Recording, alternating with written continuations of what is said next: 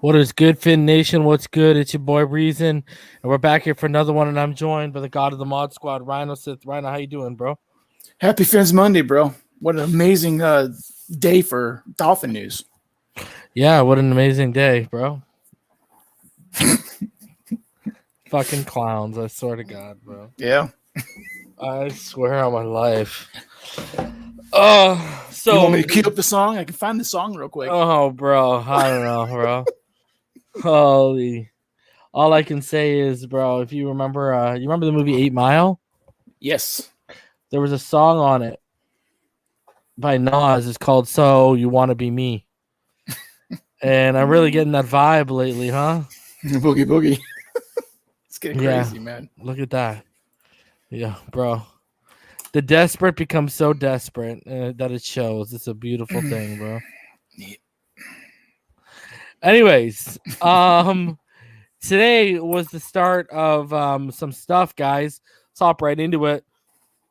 It was officially we entered phase 2 of this post-draft offseason. Now, some people are wondering what phase 2 is. Well, let's go ahead and show you what all the phases are. So the first phase lasted from April 19th to May 14th, which was virtual meetings, 2 hours per day at club's direction, no on-field drills or work with coaches, facility and weight room capacity limits remained in place, and the clubs would make every effort to have the vaccine available for players, staff, and families. Now, from May 17th to the 21st, we have entered phase 2, which is virtual meetings, on-field drills with coaches per CBA rules with no contact and at a teaching pace. Then on May 24th, we will enter the third phase, which will be traditional OTAs. This will be about 10 days, full speed, no contact, in-person or virtual meetings, and mandatory mini camp for all players. So there's just an update of where we are right now. We are in phase 2, and we will be coming up on phase 3 very shortly in about a week now. So continuing on, it was a good showing today. We had already got word that some of this stuff that we saw was going to happen, and that was that the Dolphins, guys, they had more than 70 players at OTAs today. I mean, that is a very, very good sign. The result, and it was the result of a negotiation between the players and coach Brian Flores to lower the exertion level. Accordingly, players showed up to learn. So what do you think about that? They strike a deal with the head coach. Don't basically bust our asses hard. You know what I mean? Like, just sit back, learn, have a decent day. I mean, the pitches have come out, in case people have not seen them yet, of Tua Tagovailoa and his teammates. And I want to get your thoughts on, Rhino, on the fact that they struck this kind of deal of, hey, Flo, don't kill us in the Miami sun. Well, it's a two-way street the way I see it. Flo's looking out for them, and the players are looking out for him. You can't, get anywhere as a team if you're not going to give a little to get a little, right? So the most important part is being in the building, learning, getting to know your teammates in this time of the year. It's not about lining up and getting the precision down on a play. It's about knowing the play, not even knowing where to line up. So it's more of a glorified walkthrough, right? With maybe some touching and running and catching. So I think it's a good sign. Touching, you say, huh? Pause. Hey? But yeah, I said on Twitter today, the good thing about seeing all these people show up is it kind of gives you the feeling that, that's a lot of players to have show up. And, it kind of gives you the sense that maybe like us, they all believe that they're on the horizon of something special, bro. Are you going to show any audio or video of Landon Roberts today? His interview? Yeah. Are you going to do that? Because if not, he talked about how he came back basically because it's a team feeling he has, a family. Yeah, I was going to look at Landon Roberts, and I was going to look at the Miles Gaskin. Well, it's in there. It just seems like there's a vibe, like you're talking about. There's a vibe within the team, it doesn't seem to be disingenuous. I'm not a player. I've known a few, mildly, and they just want respect. And if you're honest with a player, from what I can gather, just like we are in the real world, if your boss is honest with you and tells you what's up, you respect him. You may not agree with the decision, but you respect the decision because he's open with you. And I can't imagine that Flo's the kind of person that will tell you what he thinks, right? So I think that's what it shows to us, the fans, that there's a level of respect from the player to the coaches to the front office and vice versa. So it's good. It's a good thing. But you know what it kind of reminds me of? Remember last year, no Bills opted out and all the Bills players were showing up early for camp and stuff like that because they just had that feeling that, hey, we could do something special here. Yep. I'm getting the same feeling this year with this team, bro. Well, they were there. They know what happened last year, and we all know our favorite punching bag, Gailey. They must know what's going on and how close they were. If they had things properly set up, maybe things would be different for us. Maybe something would happen in the playoffs. And let's get into some pictures and video for you guys. Storybook time. So some pictures from today and everything that went down. There's Jacoby Brissett out on the field doing his thing. There's Flo loving life with DVP. Look at that. I love those pictures. Rare you get to see Flores smile, eh? Doesn't he seem more relaxed, period? Even during the draft and everything. Bro, the guy was giving fist pumps and high fives to players. Remember that video I showed on Friday? Yeah. But I mean, like during the draft, the Thursday, Friday, Saturday, he just seemed calm. There's always a tension with him when you see him. He doesn't seem to have that anymore. I don't know. Yeah. There you go. Good time between. Don't jump on anyone. Don't jump on anyone. I know, hey, Christian, the docs. And of course, what is it in Miami right now? Hoodie season. Oop. QB1 to RB1 right there. Tua out here sporting the beard too, bro. Look at that. Like someone said today, man, he's wearing the hoodie and covering up everything. He doesn't want everyone to know how big he's gotten, how thick he's gotten, how he's ready for the season, How ripped he is, how ready he is. Had a boy, Tua. Loving every minute of it, bro. Loving every minute. Did you want it? Should we go over the Gaskin? Because Gaskin said some interesting stuff too. Very, very. So should we go? Do you want to go over those? Yeah, I would. All right, so let's bring them. We are going to go over the Myles Gaskin, and we will go over the Landon Roberts Zooms for today that your boy was supposed to sit in on, but didn't check my email for some reason today. And of course, the one day I don't. Obviously, that's going down. And then, guys, just a little bit here before we get into that.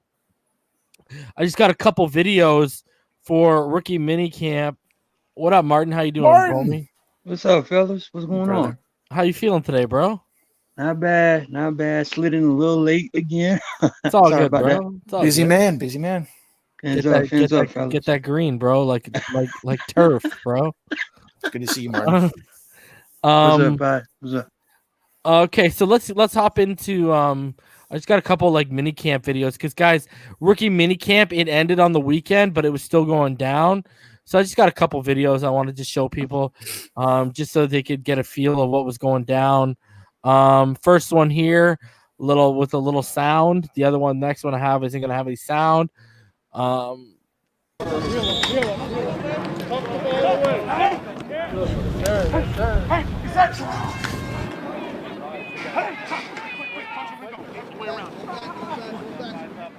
Damn.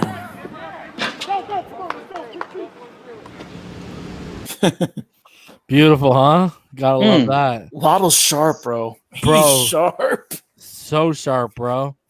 And then here's the other one that I wanted to show everyone. It's about it's a little over a minute, I think. We'll show you guys this. This is from rookie minicamp as well. Man, that every single thing looked precise, man. That's Holland, right? Yeah. Yeah, that's Javon. The 22. Mm-hmm. Getting his back pedal on. Let's see. Ooh. We'll get up in that one. Yeah. Dokes. Around Dokes like it was no problem. He wasn't even there. Yeah. There's the man, Jalen Phillips. I love That the just visor, bro. doesn't it look right though? 15. I like it. Yeah, It shouldn't I work. like it too. Yeah, I like it too shouldn't for work, an edge but rusher. yeah, I think I might have to get a Jalen Phillips jersey, bro. yeah, That look, that look like a little league, bro. Just yeah. It shouldn't. put it on shouldn't work. that 15, but it looked good, man. It does. That's Eichenberg, I imagine. Yeah, Yep. yeah, it is. Yeah. 74. Okay. Look at him. They got him out of his stance what- like he's in the right, What? right? I was about to say what stance they got him in right What is there. going man. on? Yeah. Uh-oh. Yeah. He ain't used to this heat though. Look at him. It's like shit. Yeah. 65. 65. One of the guys. It's either Jones I think or that- Coleman. Yeah, I think that's Robert Jones right there. Yeah. Big boy. There would be Coleman. Mhm. Yeah, long arms. Yeah. Yeah, there's Coleman. There he is. We have identified them.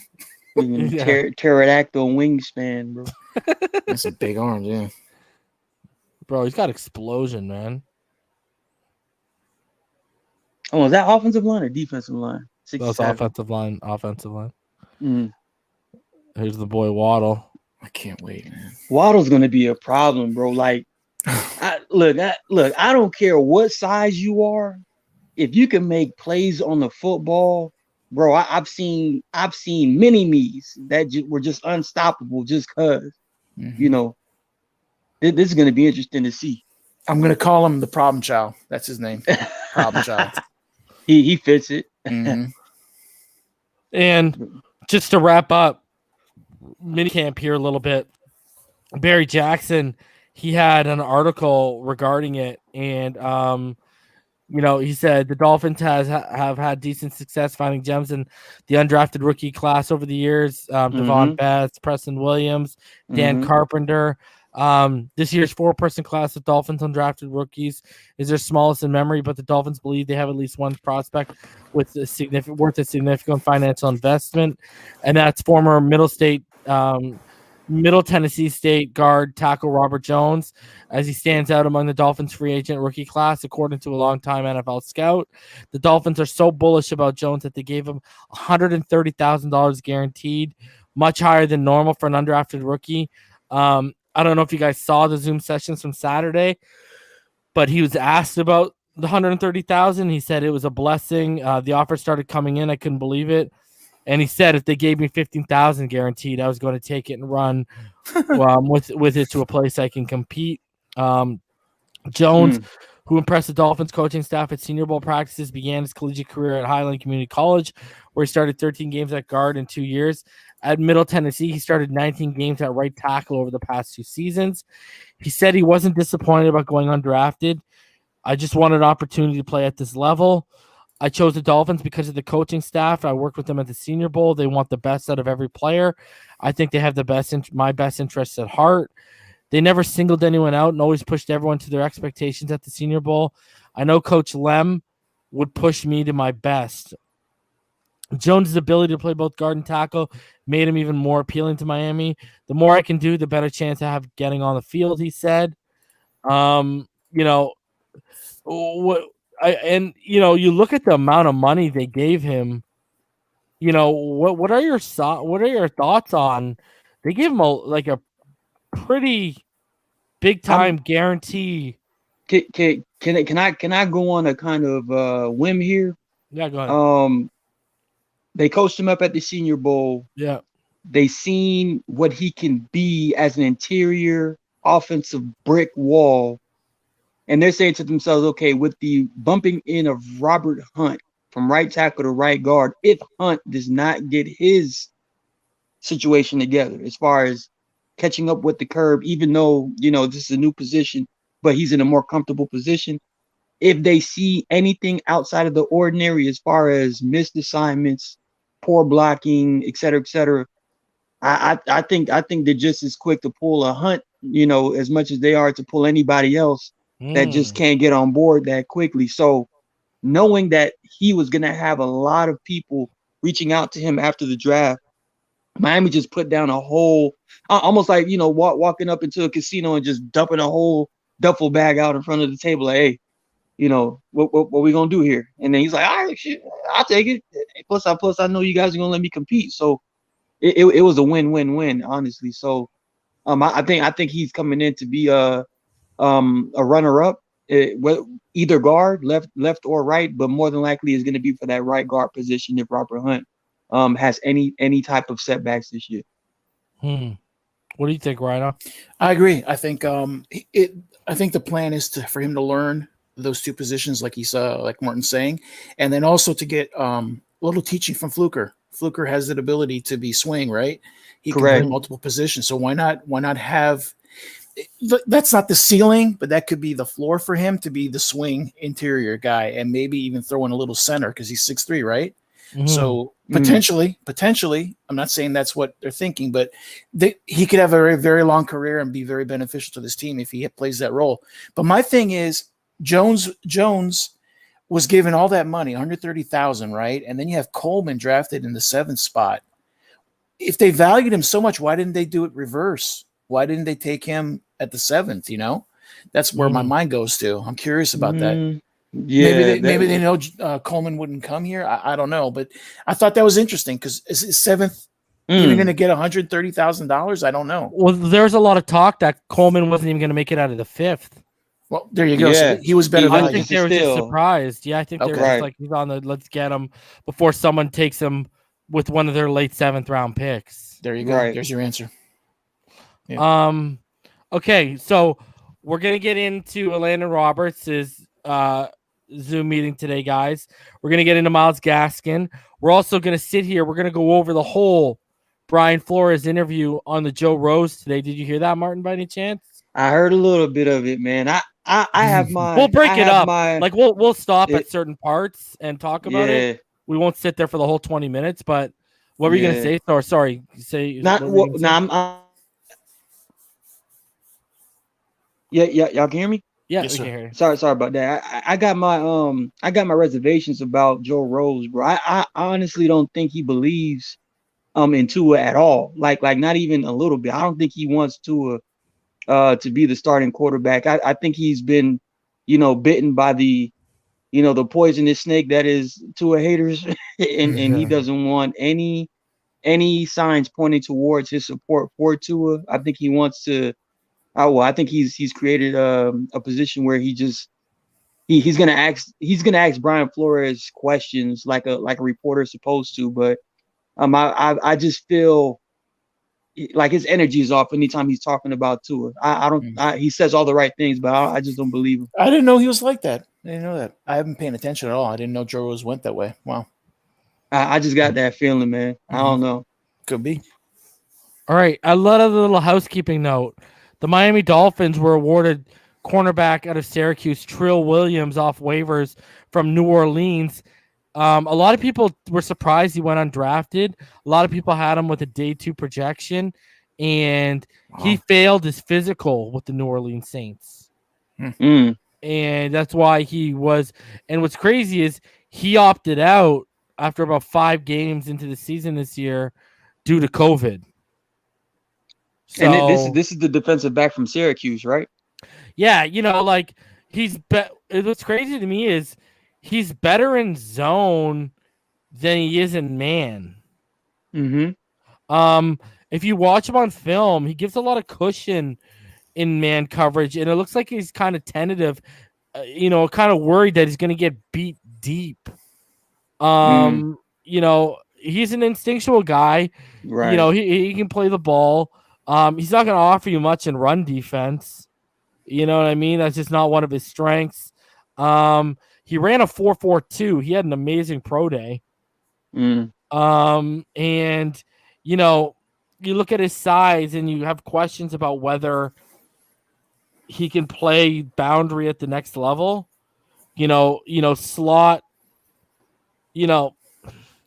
Slot might be an issue for him too because he's not very good playing tight ends. They might look at him as a safety. Yeah, potentially free safety. Yeah, that's what I was thinking. Like, I don't see him as being a strong safety, but he might be. If he's having tackling issues, there is no way we putting him on any tight end or having him in the box at all. Nah, that's a liability, man. Play him deep. Yeah, I see him as potentially getting converted to free safety, the single high role. Wouldn't surprise me in the slightest. This guy, man, he's on a team with a lot of defensive backs. Sorry, Martin. Oh, that's true. That's very true. I just like the name. I like the name, bro. Trill. Yeah. Cool name. Trill win. Trill. It's Trill out here, bro. I just want to be able to say every time he gets a pick, Trill season. Trill season. Call him the Trillist. Trill will. You know what I mean? That's what I'm trying to get at. And actually, before we get into it, too, you guys know who Gil Brandt is, correct? Yeah. Yes. So Gil Brandt, Hall of Famer, former VP of personnel for the player personnel for the Miami Dolphins. Mm-hmm. He put out an interesting article on NFL.com, and he said 8 NFL rookies in the best position to succeed in 2021. Now, obviously, he had Pyro's boy right at the top of the list, and Najee Harris, right? Mm-hmm. But I don't know why I don't care about this video. What the hell, bro? You know what I mean? These ads. No, it's with an NFL.com video. They put Trevor Lawrence at number 2, Zach Wilson at number 3. Good luck with that one. Number 4, Kyle Pitts. Number 5, Dylan Radunz. Number 6, and the only receiver on the list, Jalen Waddle. Mm-hmm. And he says here, after an up-and-down rookie season by Tua Tagovailoa, the Dolphins could have changed direction at quarterback. Instead, they doubled down on Tagovailoa by trading out of the 3rd overall spot and drafting Waddle 6th overall after moving back up to give the QB an explosive weapon to work with in the passing game. Waddle averaged a ridiculous 19 yards per catch at Alabama and possesses game-breaking speed that make him a threat to score every time he touches the football. He also has the advantage of having played with Tagovailoa before during the time together at Alabama, and he'll benefit from working alongside veterans Devontae Parker and Will Fuller. Don't be surprised if Miami uses Waddle as a return specialist. He averaged 19.3 per punt and 23.8 per kick in 3 seasons with the Crimson Tide. It's impressive. Your guys' thoughts about Waddle potential? And I asked this, and I bring this up because the hot topic on Twitter today, Dolphins and Bills and Patriots and Jet fans were going at each other's throats. Well, everyone actually turned on the New York Jets fans because Jets fans were actually out here trying to tell everyone that they had the most talented wide receiver corps in the AFC. Insane. No. I had to think about that. Yeah. Corey Davis still needs to prove. Denzel Mims, 2nd year. Mm-hmm. And Elijah Moore. Elijah Moore is a rookie. Nah, they don't have Crowder. the most talented. They have Jamison potential. Crowder. And the keywords, and what people said is the key words you're using here is receiving corps. So what does that include? Your tight ends. Right? I like Christopher Herndon. He's from the U. I remember him. He was actually doing pretty good, bro. But he can't stay healthy. Precisely. And let's be honest, we have the best tight end right now. I would take Gasecki over Jonnu and Hunter Henry. Well, very true. Actually, let me roll that back. I might take Hunter Henry over him because he's more complete. Okay. Yeah. I see what you mean. But I can see what they're arguing. I can see what they're arguing with Elijah Moore and Mims' potential, but they haven't shown nothing yet. Nothing. That's the problem. Well, think of it. That's what people were saying. You guys don't have a single 1,000-yard receiver on your core. How can you say that? Nah, it's unbiased. It's the Bills. The Bills have Stephon Diggs. People can say what they want about that rookie last year, but Gabriel Davis, he showed up a lot last year. I still like Cole Beasley, even from the Cowboys. He was getting a ton of respect, bro. Yeah, ton of respect today. Isaiah McKenzie, underrated as hell. Just even about him. Toasted. But even Dawson Knox, he's not targeted as much. But Dawson Knox, man, he's made some plays in this league, throughout his first couple years, where I'm like, yo, like this dude, like if he goes to another team where he's like target 2, if as far as the quarterback reading and stuff, he can be one of those, top 10, top 15 tight ends in the league just based off of talent, bro. I seen enough from Dawson Knox, like, he's decent too. So it's the Bills. The Bills have the most talented receiving corps simply because they proved it.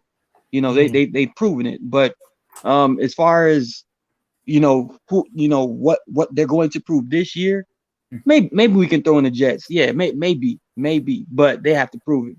So, yep. And I, my whole thing too is if our guys like Preston and DVP could stay healthy, we'd be saying a different. We'd be singing a different tune right now. That's the only reason I'm actually holding back on saying the Dolphins, because same. I mean, come on, man. You got two, small forwards in Parker and Preston. Bro, if those guys can actually play like 10 out of the 16 games or 11 out of the 17 games, bro, like then you got legitimate threats. But I mean, they can't stay on the field to say they lies, bro. I don't know. DVP, Preston, Wilson, Fuller, and then you have Waddle, and then you throw in Gasecki, and now maybe a Long. I like Long, yeah. Pause. You know what I mean? So yeah, that's probably why Damien keeps calling him porn star Long. Yeah, just cause, man. And the thing with the Patriots is once you get outside of their tight ends, their wide receivers are very underwhelming. Yeah. Like Nelson Aguilar is your number one guy. Right. Aguilar is a relatively average receiver. Osborne, I think that's his name. He's a relatively below average wide receiver in this league. Keneal Harry looks like a bust at where they right. I will say this: it's an improvement over their last year's receiving corps. Very true. That's not saying much. No, it's not saying much. Rhino, they could have added you and Martin, and we would have said that's an improvement over there. Yeah, they tried. I turned them down. Yeah, like I get out of here. I'm not playing for Bill Belichick. Yeah. I'm not a cheater, bro. I was watching. It's Kendrick Bourne, not Osborne. Kendrick Bourne. Yeah. Kendrick Bourne. My fault. You know what's crazy too, bro? You ever seen the movie The Replacements? Oh yeah.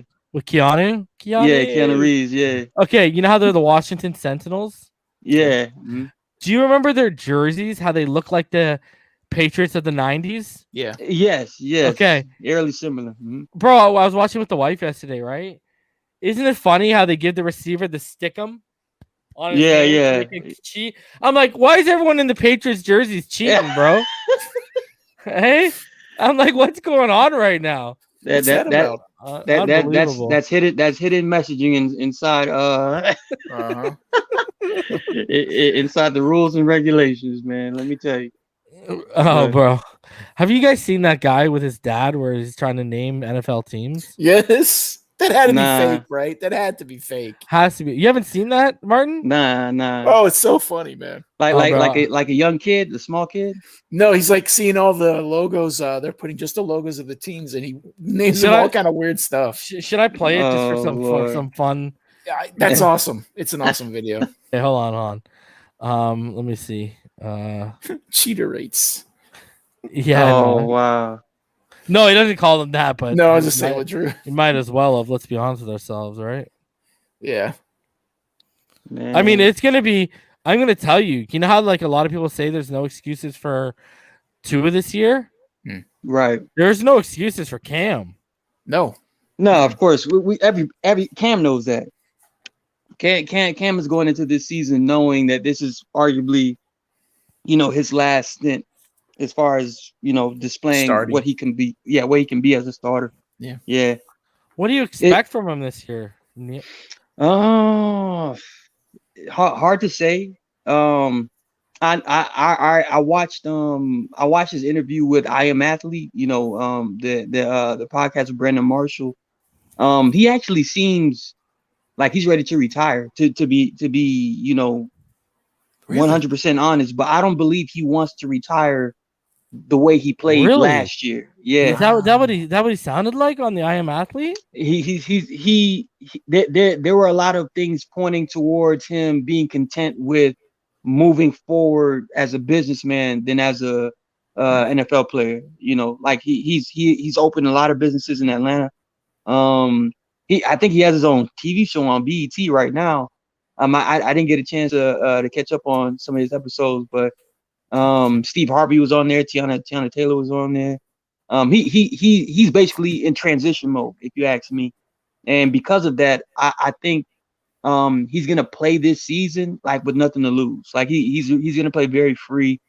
He's gonna be like shrug his shoulders. All right, we win or we lose. Shrug shoulders. You know, he's gonna play very free this year. But I don't know what a free Cam Newton looks like. You know what I mean? I don't know what a carefree Cam Newton looks like. But I think that's what we're gonna see this year. Before you said that, I was going to say before the COVID, I thought he was playing at a not very good, but a good level. And Yeah. Mm-hmm. I expect for him to come out that way this year. That's how I see it.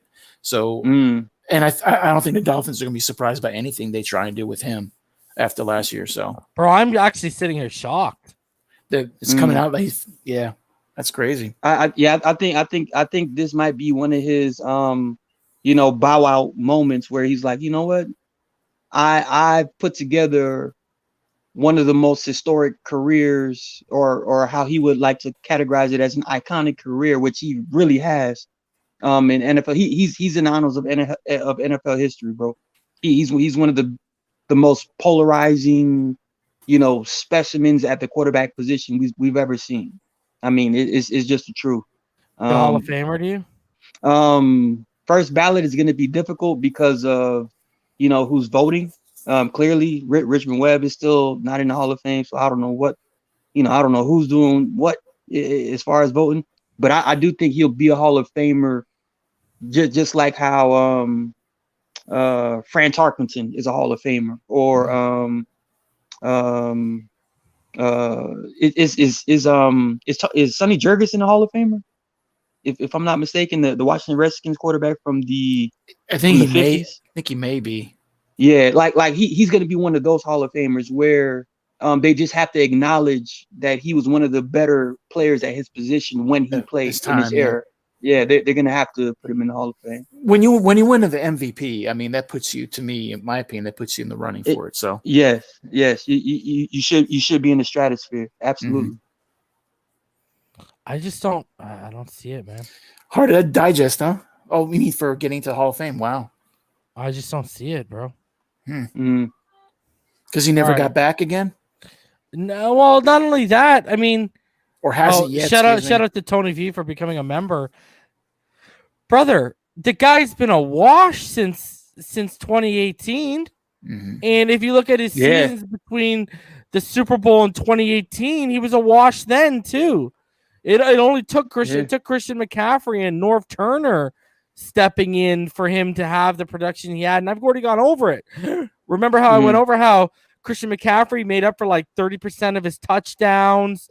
He made up for like 27% of his yardage, passing yardage. Like, I just don't see it, bro.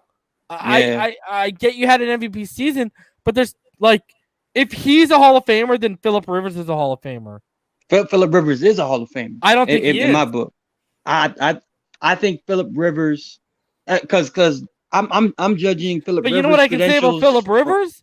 Phillip Rivers was way more consistent for much longer than Cam Newton. Absolutely. That's a fact. Yeah, and Phillip Rivers, remember, he's in that and no quarterback offense class. to Phillip Rivers, but Phillip Rivers is a loser, bro. And I don't mean that like like, yo, the person's a loser. But as a player, he's a bona fide loser, bro. And in clutch time games, he didn't make it happen. And man. And that's why that quarterback class he was in with Eli, him, and Ben Roethlisberger, Hall of Fame, they look at that sometimes, when it comes to, okay, he was drafted when, and then his stint in the NFL, how did he compare with his look, Eli Manning, 2 Super Bowls, Ben Roethlisberger, 2 Super Bowls, Phillip, nilch. But he was, I would say, career to career, Phillip Rivers was arguably the most consistent. Like how you're saying, most consistent. He, out of those 3, obviously Big Ben, Hall of Fame quarterback in my opinion as well. But Phillip Rivers may have had a more consistent career than Big Ben. as far as his stint in San Diego. Stats, everything, yeah. Stats. I mean, just consistently 4,000 Playoff yards berths. every year. Like I've seen enough from Phillip Rivers to say, I think he's in the Hall of Fame too. There's a lot of people that deserve to be in the Hall of Fame. The only thing is, every year it's a finite number, so 5. we'll see. 5 or 7? Yeah, 5 or 7. All right, guys. So we're gonna get into Myles Gaskin, his interview. We're gonna get into Landon Roberts, and we're gonna go over the Jim Rose, Brian Flores interview. But before we do, for Martin and your viewing pleasure, if you have not seen this, So good. it's hilarious. This is a Instagrammer with his dad trying to basically name football teams because his dad isn't a sports fan. Mm-hmm. All right. So Peep says, look what he calls us, bro. It's so disrespectful. All right. Tell me if you guys can hear it when I start. Yeah, I can hear it. The Sun Whales? Yeah. All right. All right. The Lucky Horseshoes. The red helmets. No. All right. This is a good one. It looks like the top of a fancy gate. That guessing the NFL team logos, part 2. You know, everybody made fun of you last time. It's a scary looking chicken. The horny helmet men. Oh, I already know this. The Chicago Bulls. No. Oh my God. Last one. The Angry Woodpeckers. At guessing the NFL team logos, part 3. Can you give me some easy ones this time? It looks like a sharp banana. Flaming horse heads. No. The Tigers. That's a Jaguar. The Blue Tigers. No, there's no tiger. At guessing the NFL team logos, part 4. How many teams are there? Okay. Southern fellas. We're literally from New York. The Jets. No. Looks like a Patriot. Yes. The Flagmen. No. Last one. Looks like an F.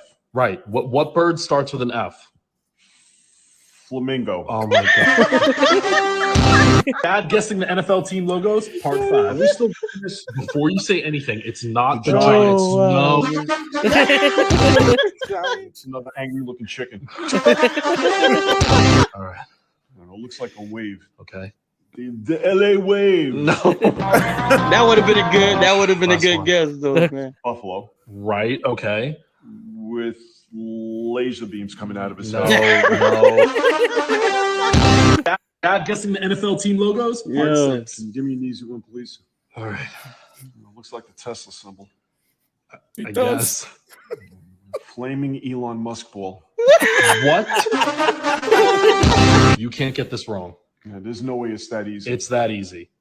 That's not the Jets. Yes, it is. Oh my Yo. God. Classic, bro. Yo, man. The sharp bananas, bro. They're like, But the funniest thing is like his confidence in every. Oh yeah, it's yeah. That's not the Jets. It literally says Jets on the logo.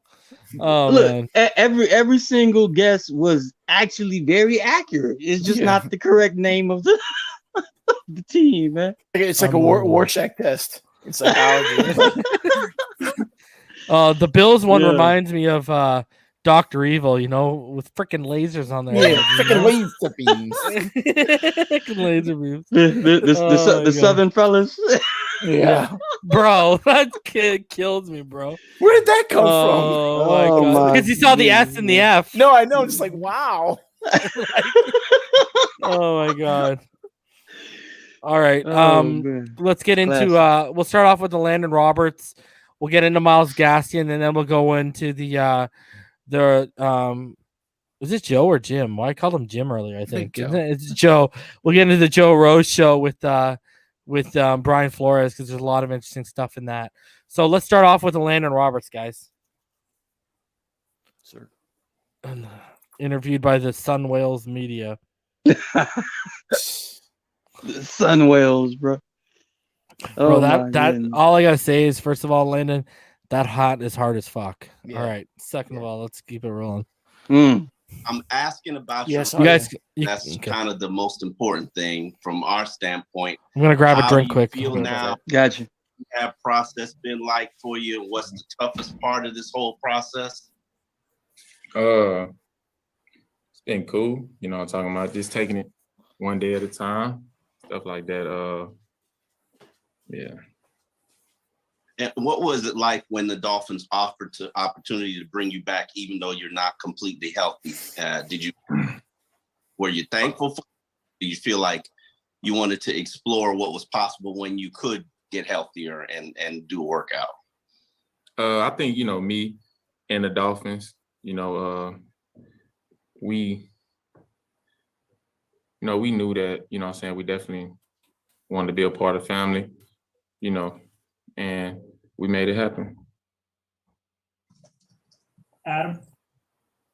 Landon, did you need surgery? Because it looked like it was pretty significant the last time we saw you.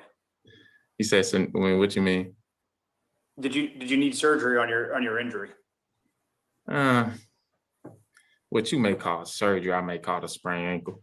Come on. Which was it? Was it surgery or a sprained ankle? Those are two totally different things. No, I had surgery. You did? Yeah. How's the recovery going? Get ready for the ad, guys. Here comes the ad. Our proven installation process ensures your gutters are I thought it was gonna be tip-top about shape and prepped to protect your home. medical marijuana. Step That's 1, usually we what it clean is. your gutters. Step 2, Or we realign and Manscaped. seal your gutters. Yeah. Step 3, we install leaf filter, a permanent solution to end clogged gutters. Get your free estimate today. I don't know. It kind of feels like every player is like fed up with the Dolphins media, man. You're not a dish. They're answering them You're like, a man. Most Yeah, name man, brand they've bars been and flow body washes ties you and, rub on your Patriot skin ties, are you know? classified by the I think FDA so, as which is a synthetic. good thing. Yeah. Jonathan? Landon, what's one thing you probably learned about yourself so far during this recovery process? How have you kind of kept upbeat during the whole thing? This is my first time really being hurt, you know what I'm saying? So it tests your mental because, you know, never really had an injury. But at the end of the day, you know, like just me, like how I grew up, like it's really nothing. Like I've been going through adversity my whole life, you know? So it's just another bump in the road, but it's really not a bump to me. You know what I'm saying? I just lay the pavement. When you kind of get to that moment where you realize, okay, you kind of have your sorrows and then you realize you got to work towards getting better again. You know, what's that feeling of inspiration like to you? I really ain't really had that moment. Okay. Travis? Hey, Landon, good to see you again, man. My question was about kind of starting out of the gates faster this year. I know that you've played with Coach Flores before, and this is your second year here with him in Miami. And starting 1-3 last year, you guys finished strong. Do you think there's something to, you know, having so many new pieces in the defense in general that made you guys kind of start slower? And do you think you can make that kind of transition this year to start faster? You know, a lot of things went on last year. You know, you don't make excuses for anything, but you got to be realistic to what every team in the NFL went through last year. So you had some teams with a fast start that had a bad ending. You had some teams with a slow start that had a rise, you know, in the middle and stuff like that. So you've seen it kind of across the NFL. And I think, you know, with it kind of going back to some type of normal, you know, with COVID and stuff like that, that teams will, you know, be able to, you know, not kind of start slow, you know, like they did last year. And I'm just not speaking for us. I'm speaking for the whole NFL. And just personally for yourself, do you feel like your second year here in Miami with the staff and with this team might make it a little bit easier in the offseason to get ready for the season ahead? Yeah, you know, you don't have that meeting everybody, you know, shaking everybody's hand, trying to learn this person, that person, and stuff like that. So it should be, you know, it's gonna be smooth. You know, I'm comfortable with it. I think as a vet, you know, you just adapt and you know, you do your thing. Hal? Hi, Landon. By my count, there are currently 13 players on the Dolphins and Patriots who used to wear the other uniform. So given that you open against the Patriots this year, what's that going to be like? Another day on the job. You know, like I don't really like hold grudges or nothing like that. You know, Right. I Business. left there on a good note. bro, you know, Hal when I sounds like he's gonna returned, kick the bucket you know, any at day the now. end of the day, y'all heard it. When I'm going against my opponent, like I don't really think about it. Oh, that's my partner. Like I want to kick it with him after. Like you guys have heard it. Like I'm trying to handle it. You know what time. Omar, you know, man. I want to tell you people, man. Omar over there, smile. Omar, I seen your tweets too now. I'm just letting you know. Oh, Yes, I love this. I love as soon as this. Omar, as soon as you want that one-on-one interview, let me know, man. Uh-oh. Man. Wait to hear the rest of it. What's your Martin. confidence level that she'll be fully back healthy? Start of training camp, start of regular season. That's Salam, right? Right now, I'm just taking it one day at a time. Yeah. You know, when it's time for me to wake y'all up, I'm gonna wake you up now. But right now, I'm Yeah, just he taking it will. one day at a Oh, time. you know, Yeah, he's looking will. right Omar dead in the eye. Another quick How you one. doing, What Omar? do you know How you about your new linebacker partner, Bernard McKinney? Oh man, you know I'm from Houston. Like that, Mm. my family live in Houston, so like I always knew of him, just from being in the Houston area and stuff like that. And I feel like McKinney's a great guy. You know what I'm saying? Stuff like that. I can't wait to.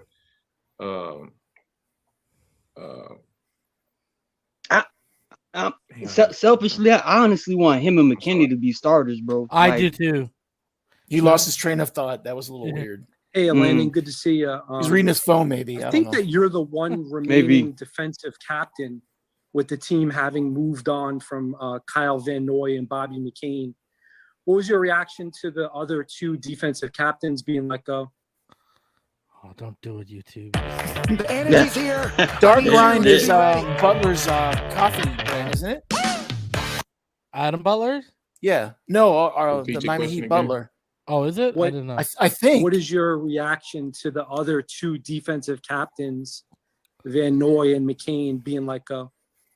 Oh man, you know, real. They got to start letting me great ask guys. questions I love in this playing with them thing. guys Yeah, and man. stuff I think like that, so, but, man. You know, at the end There's of some the day, good questions, but some of them are dumb. Yeah, you like know, this was a business good is question. business. Like, you know, I kind of don't know about, you know, them guys' situations, but what I do know, they was great teammates, great people on and off the field, and I wish them nothing but the best, you know, on their new teams. He's talking about McCain and KVN guys. Yeah. Yeah, man. Hey, Landon, what's it like having McCourty as a teammate again? J-Mac, oh man, J-Mac that's my guy. He's funny, but that's my guy, man.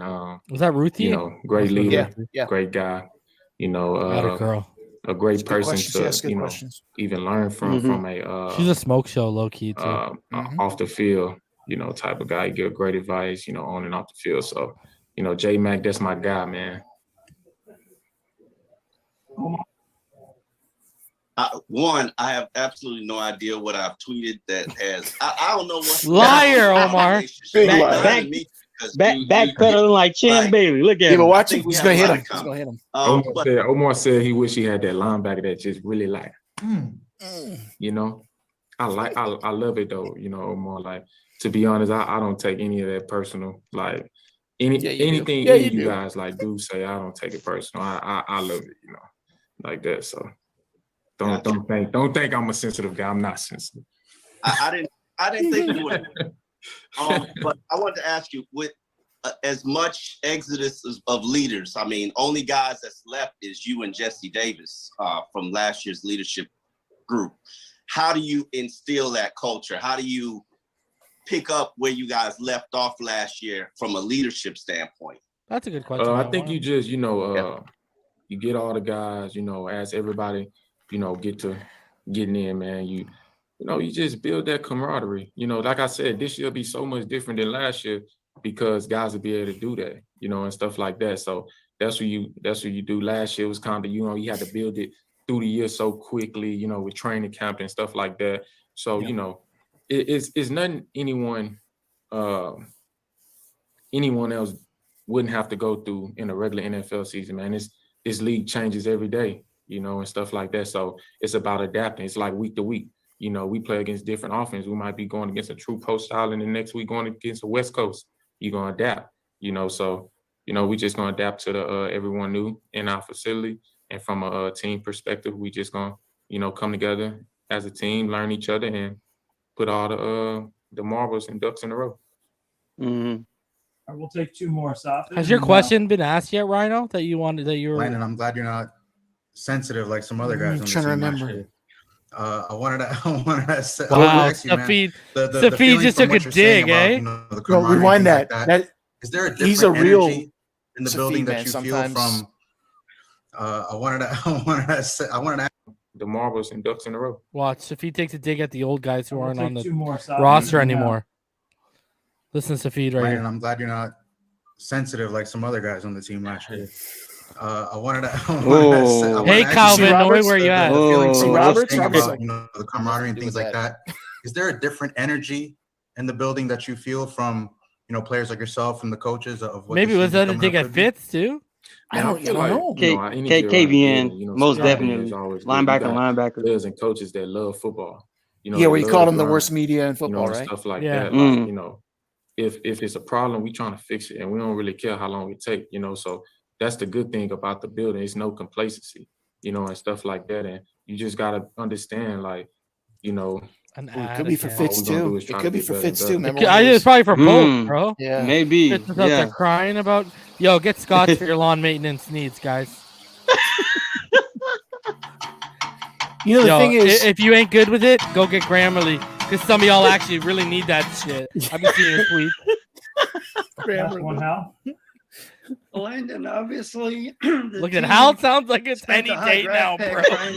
Defense here. I hope not. If you've met Jalen Phillips yet, and what your impressions of him, whether you've seen him on film or just in the building. Jalen, he's a great kid. You know, definitely excited about having him, just like I'm excited about having all the rookies. You know, I feel like all the rookies to this point is doing a phenomenal job, doing what the coaches need for them to do. And you know, I feel like him and his rookie class, you know, they're gonna you know, do what they came here to do. And hopefully all of them have a great year. Can you imagine a team just full of soldiers? Damn.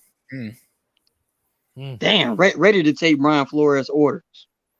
Yes, sir. You know, got to buy in for that, bro. For sure. I think they will. I think they will. I think they have. I think they definitely have. It's amazing. All right, so this was the best one of the day. Myles Gaskin says a lot of interesting things. We'll stop these ones. We'll talk about it and we'll get into it. But he definitely had a really good interview today. He's the man. More bitter that I missed it, but all right. Thanks for taking the time to talk to us. RB1. When you look back on last season, what are some things that you're most proud of, and what are some things you wish you could have done better, man?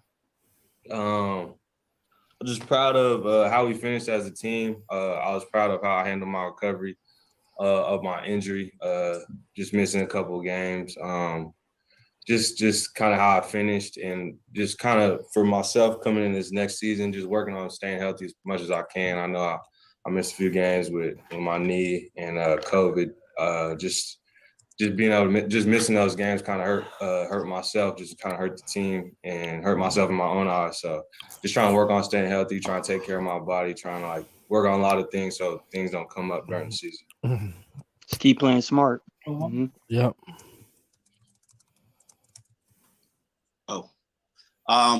Myles, I wanted to ask you this question. I'm pretty sure you're aware of your production level, but if you hadn't gotten hurt and hadn't caught COVID, you realize you would have been like the fourth most productive player in the NFL at your present pace. Did you know that, or? I had heard things like that, but I mean, I guess it's like a compliment, but like I wasn't. So, you know what I'm saying? Like at the end of the day, I mean, I liked how I was playing, but I did miss those games, and that's not a factual statement. You know what I'm saying? You never know what happens in those games. So I appreciate that just kind of being brought to light. But I mean, that's my point of being healthy all this year as much as I can. Obviously, football's football, things happen, but just trying to do as much as I can to make sure my body is able to go through a 17+ game season with the playoffs. What I is the heard things that you can 17 do plus. that can help a back be more durable? Don't miss All out right, on yo. more free stuff with your Triangle credit card, so you can put the ball in basket. Shut up, Visa. All right, so I like that answer. It was kind of the same as what Javon Holland gave on the weekend. If you guys saw Javon Holland's media availability, where they brought up his 9 interceptions in college, and he said that was college. They asked him about being a ball hawk, and he said, "I haven't learned how to be a ball hawk at the NFL level yet." Yep. Very similar. And he immediately retreated to, I'm gonna learn from the best though, like Xavier Howard. He's gonna pick his brain and see how he does it at such a high level and try to implement it in his game. So look, I remember that precisely, and what Miles Gaskin is saying right here. Same B flow, right to the point answer. Yeah. Good things to hear, like you said, 17+ games. Yeah, that's a good pickup, Martin. I didn't love pick that. that up the first time, but yeah, there you go. Love that. Yeah. Playoffs, baby. Let's go. Work on knee health, ankle health, things like that. Work on stability, just being more like sure. Just work on those small muscles. I did a lot of Pilates when I went back home to Seattle. That's good for I yak. think that helped my body. Just working on the small muscles, working on like awkward movements, and Yes, sir. moving your body. Like I said, moving your body awkwardly. Just new things I haven't done in the past. I think that will take my game to the next step. Josh. Hey, Miles, good to see you. I like the background. Yeah. Hope you've been having a good offseason, man. It's Hey, Josh Holtz? Tracy Ford has Josh Tolentino from The Athletic. Okay. Just kind of explain what he's meant to you over the past couple of years, specifically, this offseason coming off your best year, and like you said, the training regimen with your health and just everything he's meant to you. Absolutely. I've known Tracy since I was 15 years old. I've been training with him every opportunity I've had, every time I'm in Washington. And he's obviously been a trainer, helped me with my football, but he's been a real big mentor for myself, just kind of being around a lot of guys that have been in the league. He knows a lot of guys at the Seahawks, like Bobby and KJ. So he's been around a lot of top shelf players, 2 Hall of Famers in my eyes, just being from Seattle, watching Bobby and KJ play. And he just kind of coaches me up on how I need to work when it's the off season, like what you should be doing right after the season, what you should be doing like right before OTA. He looks not jacked, necessarily. eh? I feel like in my younger years, especially in college, I'll be working out in like February, like I was gonna play a game. He does look like he's been in the man cave like the entire off season. But just kind of teaching me, showing me those ropes on how to treat your body as a professional, how to be a professional, and things like that. It definitely helped me last year. And going into this year, we talk every day, talk about what I need to be doing. He gives me workouts all the time. So yeah, man, that's my dog. I appreciate it. And if I could just follow up on one quick on that. Obviously, Savon has His been traps just look huge. Both of you guys, Yes, they do. For a little really guy, to they're have him huge. kind of man. by your side throughout this past offseason, as you've had, the years prior at Tracy's gym. It means everything. Just having a Shut brother up, with you at Pyro. all times, and then having a guy to compete with. I mean, obviously we best friends. We love you, but Pyro. Definitely when we compete, like we be going back and forth. He'll win some, I'll win some. We get mad at each other. Like the other day we was racing. I didn't even feel like I had lost a few. I didn't even feel like talking to him on the ride back. I was sitting in the car just silent. I was so mad. So I mean, just having somebody to compete with, especially having like a real friend to compete with, talk about the playbook with, all that type of stuff. Like we be quizzing each other at dinner and stuff like that. So it's cool, man. Adam. It was important for you to be back for these voluntary workouts. You flew across country to be a part of it. Why did you think that it was your best interest to be here this week as opposed to what the NFLPA was asking the membership to do? I'll just speak for myself. I just need to get up out of Seattle, to be honest. Florida's Florida. Yeah, I mean, everything's I agree. open. I'm living it up And, here in Canada, just bro. the weather. I mean, I got an apartment here. I ain't trying to just, you know what I'm saying? I ain't paying an apartment not to stay there. So I have my other reasons for myself. And obviously help me learn the playbook, be on site. I mean, we got everything you need here, but there is definitely a mix of football and just trying to get up. I was living in my parents' house, so you know how that goes. It's cool and all. You're free, bro. Clean up the bathroom. You know? And a follow-up, if I may, how was the turnout today? How many of you all were there? It was good. I mean, it was a good amount of us. I think a lot of guys, it was good to – I know we've been having these Zoom meetings, so it was good for guys. I think guys were excited to get out there to walk through it. I mean, it was very slow paced, but just getting in that huddle, just having somebody call a play is different than just like reading off flashcards or sitting in this type of setting in a Zoom setting. So it felt good. Thank you. David, WPLG. Hey, how you doing, Miles? How you doing? Yeah. You mentioned earlier competition. I'm curious. The Dolphins had a lot of draft capital heading into this year's draft. They had a couple of first-round picks and second-round picks, and there were some really good backs who were coming out this year. As someone who's trying to make a name for himself on the Dolphins, was that something that you were mindful of? Did you want them maybe to go out and get a big back, or was that something that you just kind of ignored? Above my pay grade. To be honest with you, obviously, whatever they do upstairs is what they do upstairs. Whoever we bring in, I know it's going to be the best for the team. Look, he said whoever we bring in. Back or bringing in the back is going to change anything for me. I'm trying to compete with myself, compete with others, obviously, but definitely compete with myself, make sure I'm the best running back I can be come the end of July whenever camp starts and then leading up into the season. So I don't think bringing on anybody changes my routine. I'm excited for the guys that did get drafted, just being, I mean, a couple years ago, I was in the same spot. So, I mean, I watched the draft with just excitement for people, but, I mean, whoever we draft, I was just excited to have them on the team. So, Thank you. Thank you. This is sort of along those same lines, but I am curious. Here we go, Hal. If the fact that the Dolphins did not spend a high draft pick on a running back, if you maybe take that as a vote of confidence in what you can do, Hal. And at the same time, they tried to trade up for Najee and they would have taken Javonte. He knows what are you kidding right Miami, now? "Quote unquote," needs a running back. Guy. Is that maybe another slight toward you, which I know you're kind of used to your whole career? I mean, not really. I mean, I see you see your stuff on Instagram. You get tagged on things on Instagram. I try my best to stay off of that. But I mean, I don't find my confidence in what anybody else say, whatever it may be. I find my confidence in myself. So, I mean, it is what it is. Whoever gonna be out there, they got played just as much as anybody else. What's he gonna say to that? It's, you know. Miles, Miles, good to see you. You mentioned earlier. Let me get my teeth. Hold on. With Eric and George being promoted to co-offensive coordinators, I'm curious how much is change?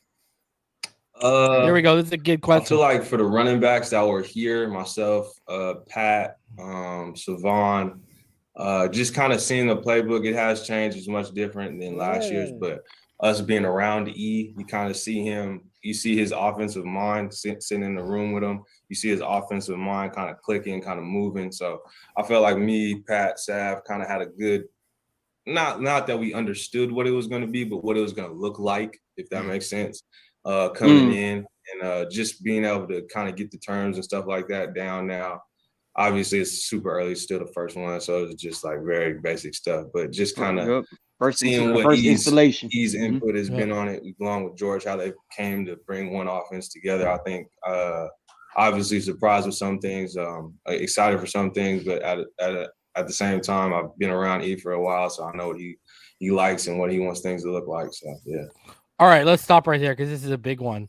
So Myles Gaskin basically confirmed what I've been trying to tell people for months since we saw Najee Harris on the Pat McAfee show, when Najee Harris was telling everyone that he's seen our playbook and it's very similar to what they're running at Alabama, just different terminology. Right. Now Myles Gaskin, that sleepy, dopey Chan Gailey is out of town. He's confirming that they have changed the playbook and it's much different than what it was last year. Thoughts, boys? Because this is a huge one. Thank God. No more Gailey bubble screens, baby. Bubble screen. That's for you, Pyro. Hallelujah. Hallelujah. But bro, you got the voice of an angel, Martin. I appreciate that, bro. I ain't even clear my throat or nothing. But look, what Myles Gaskin is saying right here is he basically has Studeville's confidence, bro. Like I don't know. I'm starting to think why were we even going for running back one, bro? Like this dude might be it, man. I might be, you know, maybe just me falling in love with this interview right here or something. I don't know. But this guy seems so focused, so unbothered, nonchalant, West Coast. Like it don't matter who we bring in, bro. I don't think nobody's deceiving this man, bro. Like he has full grips on RB1. Like I think like you can see it in his face right there, bro. Biting his bottom lip. Yeah, I got this. You don't even much. Like you can see it in his face, man. He's RB1. I know a lot of people prefer, just like when you hear Colin Cowherd talking about his quarterbacks, 6'5", 200. He's not a big quarterback. White, yeah, Caucasian. But he look, Myles Gaskin. Gas is not a big running back, but let me tell you, bro, he was by far one of the most efficient performers on offense for us, bar none. I mean, rarely missing assignment. Every run seemed like it was a positive gain. Sure hands. I'm like, yo, if we give this guy like a full season, like, and he's mentioning, you know, just one of his main goals is just to stay healthy, you know, keep his body right. Maybe he is a 1,500 running back, man. Like 1,000 rushing, 500 when we talked about getting a running back, whether it was Najee or Javonte, we still had Gaskin being the complementary piece to him. Exactly. Not Gaskin getting totally wiped off the face of the map. Forget about him, bro. Yeah. I think that's what he sees. He's okay. You're going to bring in a Najee. You're going to bring in a Williams. You're going to bring a Bell. You're going to bring in whoever. Okay, I respect those guys, but I'm going to try and fight for running back one. And if not, I'm going to be running back two. What's so bad about that? Because it's a 50-50 split anyway these days, pretty much. Yeah. So he when he hears about being replaced, he's not really worried about that, is the way I take it from him. He's confident either way. He's very focused. And he kind of hinted that, like, even though the playbooks change, I kind of grasped what it would have been like because I understand Studesville mindset. And when you got your coaches and your players on the same wavelength, that's a big thing too, boys. Absolutely. That's actually that's the lifeblood of the offense. When the coaches and the players can think like each other, that's just a recipe for success, man. Well, I'm just glad they've been in the locker room and in the lab together. I feel Gaskins is confident with what I'm about to ask, but are these three guys, I guess now with four, are they enough to go a run heavy offense? That's my question. Well, the good thing is you have is like Salvin Ahmed and Gaskin are like the same type of back. So if one gets hurt, the other one can step in. Same with Dokes and Malcolm Brown. Like, listen, Gaskin and Ahmed can take up the first two downs, and Dokes and Malcolm Brown can handle the short yardage, third down, and red zone situations. Yeah. So you kind of got guys that are built similarly, where if the other one goes down, the other guy can step right in. Like, I think Patrick Laird is the odd man out right now. I think so too. I like Patrick, but I think so do I. But he doesn't fit the mold of what they're going with Ahmed and Gaskin or Dokes and Brown. He doesn't fit either one of those. You know, he's not even like in between in a mixture of either one of them. And he's not even a special teams piece, which usually keeps a guy like that on the roster. So I don't know. Man.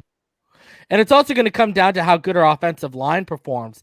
If Hunting kicked inside and Killing at his natural spot, and Skura finds even a half of that 2018 form, then these guys are going to be running down throats like no one's issue. You know, don't even bother kicking it outside. Just head down the middle, man. I trust Skura much more than I trust Ted Karras from last year. Buddy, I trust you much more than Ted Karras in the middle, bro. Ted Karras was one of those. Have you seen Rhino's life size? I trust Rhino in the middle a lot more than I trust Ted Karras, bro. But Skura I'd will block be an someone. upgrade. I can tell you that. Yeah. Oh, Lord. We just got to learn how to snap the ball. Once after that, we're good, bro. put on a glove. I'm good. Yeah, bro. You learn how to man. snap the ball, you're an upgrade over Ted Karras, bro. Oh man. Like you're saying right now, left tackle to right tackle. Once that offensive line comes out, we already know who's going to be the starters week 1. Like I said in previous podcasts, we just need like 8 to 9 solid weeks of the same guys in the same position, so they can grow that natural cohesion and allow guys like this guy right here, Myles Gaskin, to run behind the same style of blocks per side of the offensive line. Because believe it or not, every guy on the offensive line has a unique blocking technique that very few players.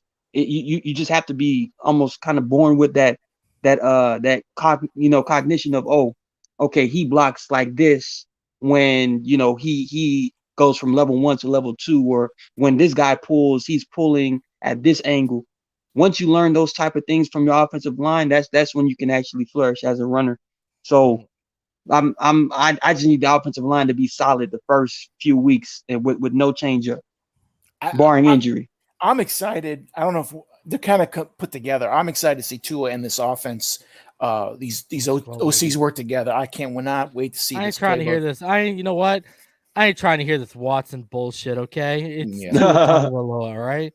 I don't know how that happens right now. How can that even happen, bro? Stop. These people are just trying to get people's clicks, bro. Stop absolutely. You know what? Seen that. You actually. Here's another thing. This stuff ain't even settled. Yo, Flores and them, they're not making that move right now because it'd be a bad look on them, bro. So even if he does settle, people are still it's gonna linger of, oh, he settled. And I'm not saying he did or didn't. Yeah. But if he settles, people are gonna be like, oh, he did it. He's just paying them off. Well, if you trade for the guy, this has nothing to do with Watson. This is a XYZ player, whatever name you want to give them. They have this issue. You trade for them, and then whatever happens again, and you made all these moves to get him. You're stuck. You're stuck. You know what I think too? I actually don't think they're going to want to give up all that draft capital, bro. Because look at this. This is what I thought about. If you trade for a quarterback, let alone Deshaun Watson, if you trade for any quarterback and it costs you next year's first and the 2 firsts the year after, no, you gotta call them a failure to an extent, because they just spent a 5th overall pick last year. So that means in a matter of 2.5 years, you've invested 4 first-round picks in trying to find your starting quarterback. Oh man, I didn't think about it that way. That is not you can hold that, bro. If you don't win a Super Bowl, you're a failure. You better hope you win a Super Bowl right away, because if not, you've invested 4 first-round draft picks in 2.5 years on trying to find your guy, and we are going to expect results, bro. The thing is, with investing the 5th overall in a rookie, people are going to be patient and give you time to let the guy develop. Well, some people are going to, but but what I'm sitting here saying is, you bet we don't want second round ain't even good enough, bro. You better be out there winning AFC championships off the rip if you're investing 4 first-round picks in 2.5 years on trying to solidify that quarterback position, bro. There is no excuse. And you know what? You got 2 years. If I don't get that Super Bowl, your ass is trash, bro. I mean, sorry, bro. But again, people keep saying if we get Watson, we're automatic Super Bowl contenders. I would pump the brakes a little bit because has Watson, he been to a Super Bowl, Martin? Not on my watch. Not that I've known. And this is no knock on Watson, but every time Watson goes head to head with formidable, playoff contender, Super Bowl contending quarterbacks, he gets knocked off. And mind you, the Houston Texans teams that he played for, 2017, 18, 19, like they were decent, bro. Like they were bro. Yeah, they had players on both sides of the football. Bro, he had Jadeveon Clowney and JJ Watt at one time on the same side of the football, bro. And Tyrann Mathieu, like he had like really good teams. The only thing is, maybe he just can't get over that hump. There's quarterbacks that are like that. He had D-Hop. And DeAndre. Yeah, Are we gonna be giving him a D-hop over here, bro? I mean, he'll have his Will Fuller, but that's about it, bro. Like, so I'm of the position where we need to stick with Tua, keep the draft capital, and build this team through the draft with more talented players around the guy that we're still developing. Having Deshaun Watson, will that be an upgrade at quarterback? Yes, but it will be strictly at quarterback. But I prefer upgrading the entire team. You know, that's just the way how I operate as far as how you're supposed to build a Super Bowl contending team. The entire team has to be on all levels of the team solid. And if you trade all that capital, all those picks, I mean, good luck finding guys to sign with you, you know, because you ain't gonna have that type of money left. Ain't gonna happen, bro. Mhm. All right, let's finish off this interview, dude. What do you feel like the point of emphasis is going to be? What are those two guys driving home on all the meetings? What do they say over and over again? See, it's still early. It's just getting lined up, get set, know where you're supposed to be, know the formations. It's super basic right now. Just like I said, it was a walkthrough today. So just know where you're gonna be. That's where it starts. You can't run a play if you don't know where to line up. So it's day one. So it's early. Thanks. Of course. We got time for two more, Omar and then Travis. Business has been unusual, Oh. but why go back down the usual path when unusual Go has get your given us so education, many- folks. You talked about with E knowing what he wants and what he likes. Is that just from being in the meeting rooms with him and knowing his style and what he flavors, and how much different was it than what you guys ran last year? Definitely just being in the room with him, so you know what he wants, you know his terminology. I think that's kind of like the biggest thing from coach to coach. A lot of coaches call the same thing or have the same thing, but just call it different wording around it, just especially when you're watching film. But it's definitely different. It's a whole new playbook. It's not the same as last year's, but it's not. I mean, like I said, it's still early, still picking it up. So I mean, I think everybody's just very open-minded and just kind of just soaking it all in right now. So yeah. Yes. Sir. On Travis. Hey, Miles, good to see you again, man. And kind of continuing that theme here of questions about, comfortability and stuff. You saw a big jump last year in terms of playing time and then production as well. I'm wondering at what point for you did kind of the experience of playing the position in the NFL kind of start to be recognizable for you? Like, when did the game kind of start to slow down? And do you kind of see that continuing going into year 3? Yeah, I definitely think so. When the game starts slowing down, I don't know. Maybe the Buffalo game, the first time we played Buffalo in Miami. But just more reps, just more playing. I mean, obviously, just keep slowing down, and you learn new things and just kind of how to play the game. I think that was just my biggest jump each week was just kind of like eye-opening to, hey, I need to do this week to be successful, or I need to be looking for this. So obviously it slows down, but I think it's each week is its own new task. So whenever you can master I guess for me, it's always like put away whoever you played Sunday, you got to learn a whole new team. So you know what I'm saying? So I guess, sorry, I didn't mean to cut you off there. I guess one of my main purpose of the question is, if you look at where you were year 1, your rookie season, like going into the year in May that year compared to where you are now, how would you compare those two times of your career? I'm better, I guess, just more better in the mind, better just physically, just ready to go. I know what I'm looking for. I know it. I know that my strengths and I know my weaknesses, and I'm trying to get those all the strengths and reason these ads. Bro, look at now we got Holt Renfrew. What's next, bro? Stronger, so I think I just have more of a focus on what I feel like when I first came Where's in. Abercrombie and Finch at? I'm just trying to get better. I just want to get better, but not saying or not really focusing on what I wanted to get better at, if that makes sense, So very interesting interview from Myles Gaskin there, guys. I don't know. This guy seems confident and like he knows and he understands that this job is his to win. We got a couple other things we're going to get into. We're going to break down now the whole Joe Rose and Brian Flores interview, and we're going to take a look at the Miami Dolphins' strength of schedule. These people are going to be real surprised by that.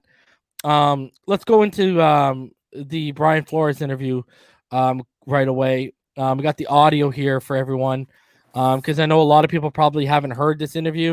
It happened this morning. It's about 19 minutes long when it's all said and done. And it's at 31 seconds right now because I skipped the ads. All right, let's rock this. Yeah, What a humanitarian. It's time to bring on the Audio, head yes. coach of the Dolphins, Coach Brian Flores. Coach, good morning. How you doing? I'm doing well. You guys got me? Yeah, we got you. Hey, are you kidding? We're ready to go here. Hey, Coach, first of all, you're going to have a chance to get out and see these basketball or hockey games as these playoffs start up. You may see me at a couple of these games over, I'm The really Panthers excited might about not have many left, the Flo. Panthers, I know. I just, you guys talking about them just last night. Tough loss. Exciting game though. I mean, I was at the edge of my seat. So I was to say, but yeah. I'm looking forward to catching a couple games. Both the Panthers and the Heat. they get after it, don't they? Boy, that thing went up about 14 notches last night in that hockey game. Wow, that was something you can appreciate, Coach. That looked like one of your blitz packages, the way they were going at it last night, Coach. They were getting after it. It was fun to watch. Right, playoff hockey at its best last night. Well, Coach, I mean, it's interesting. We just started an interview. You didn't have to start with talking about Tua. Is this the first time you've had an interview start that we didn't? The first question wasn't about Tua? Oh, well, yeah, it is actually. So there's some other things we could talk about, but Tua is obviously an important piece, and I have no problem talking about him either. How you doing, Zach? How you doing, Coach? I missed you last time. I did. I missed you last time we were on here. All right, well, then I'll start with it, Coach. Let's just get right into it. At the end of last season, and we get into this season with the offseason, you said Tua is your guy going forward. What have you seen from him, not just, at the end of last year, obviously going 6-3 to end the season, but going forward as your starter, as your guy, as your number one quarterback on this team? Well, he's been working hard this offseason, like all our guys have. He knows where he needs to improve. We spent a lot of time talking to him about those areas, like we have with all the rookies and really everybody on the team. But this, and we talked to him about the year 1 and year 2 jump, and it's a real thing. I think he's more comfortable with just his surroundings, more comfortable, being in a huddle, giving a cadence, going through his communication, things like that. Those little things that no one really talks about. He's said this. He feels much more comfortable doing those things, and I think having a year under his belt will really help him. But what we'll really like is just him, finding time to get with his receivers, get with the with the centers, go through the cadence, go through his communication, go through his reads. They're doing a lot of that on their own. So.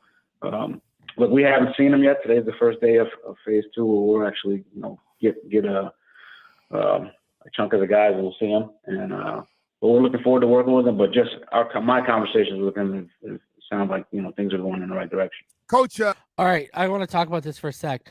Are you guys? This is like the 3rd or 4th interview where he's stressed the year 2 leap for Tua Tagovailoa. Is it year 2 or bust for Tua in Flores' eyes? Do you guys think? Yes. In Brian Flores' eyes, yeah. Yes. Jacoby Brissett is a signing of a former player of his.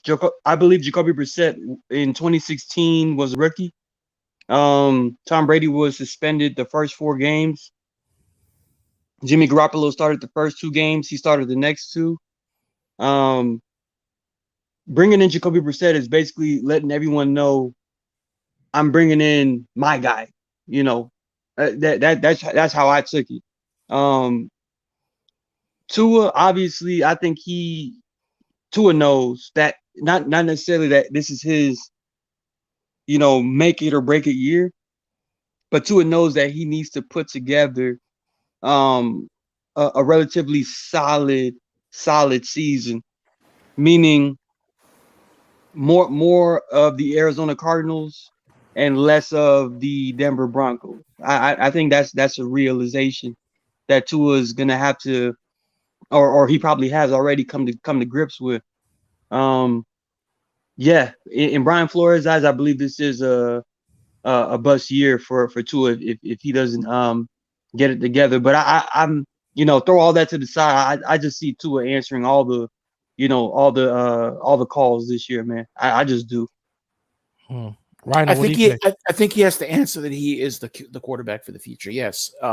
If there's a regression in his play compared to last year, obviously he's not the answer, and they will move off of him. But I think he expects Tua to continue to not turn the ball over, to be efficient, and to show when he needs to be a sniper, he can be a sniper. I think that's what he wants out of him. I just can't see. I don't know. Maybe it's the homer in me seeing the talent in the kid. I just can't see it happening. So I have a hard time going. Yeah, after this year, they would move on from him. It's hard for my brain to process that. But it would have to be a step back. Is how I would do it for them to go. Guys, it's not working. We got capital. Let's use it. Right.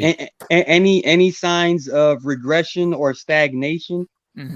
Flores will not hesitate to put in Jacoby Brissett. And Jacoby Brissett, I believe the reason he signed was because that was what he relayed to Jacoby. Jacoby can sit a whole year without playing. Like he's done it with Andrew Luck. He's done it with Phillip Rivers. He understands that role very well.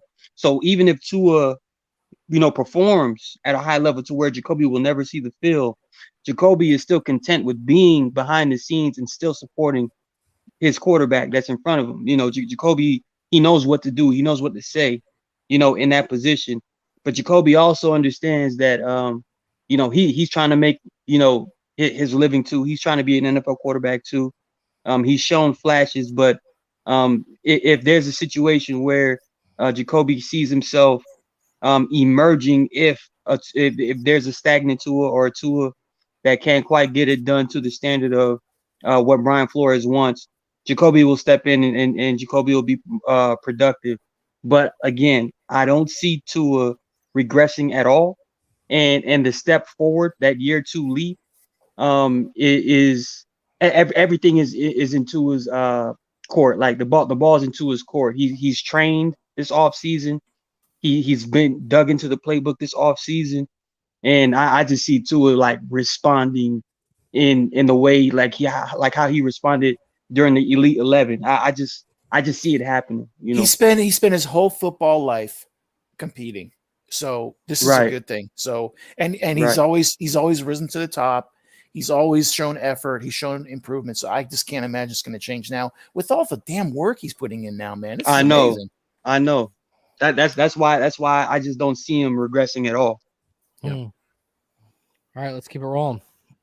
I know every team's a little different on this phase 2 with which veterans will come and not. You have a pretty good feel for which guys. Are you able to talk to most of your veteran players and get a good feel for who may show up and who may not for phase 2? Well, I mean, it's like, every team, it's this part of the year is voluntary. So as far as who's going to be here, we won't know until we get out here, but I know we will have some guys here, and as a coaching staff, we're excited to work with the guys who are here, and we'll coach them and try to help them improve and get better on their fundamentals, their technique, their understanding of the scheme, and we'll work with the guys we have. But I've been in contact with all of our players, and I know some of them are here, but we won't know until we get out there today. Coach, it's got to be fun. So you spent all off season. I know you were at pro days. Heck, we got to watch them. I felt like I was watching you go around the country, you and Chris Greer. And so why that's all going on, and then you finally get a chance to draft those guys and get them together. How much fun is that for you to finally get all that rookie, especially all those guys together, those top picks together, and going, wow, I got them under contract. They're my guys. It's great. I mean, anytime you can add talent to the roster, we're excited about that. Excited about that as a coaching staff. Excited about that as an organization. But we got to get these guys coached up. Right. So it kind of shifts quickly to excitement to, hey, we got to we got to teach these guys, how to be professionals, how to study the playbook, how we practice, and the things that we're looking for in the Miami Dolphin, which are guys who are tough, who are smart, who are competitive, who love to play in our team first. So we just try to get that into their heads and into their fabric as quickly as possible. And then they'll be here. The rookies will be here today with the veteran players. So they got a lot to learn. They got to learn all their teammates' names. They got to learn the playbook. They got to get acclimated to the heat down here. I mean, they got a long way to go. But it's a hardworking group, I think, of rookies, and we're excited to get going with them.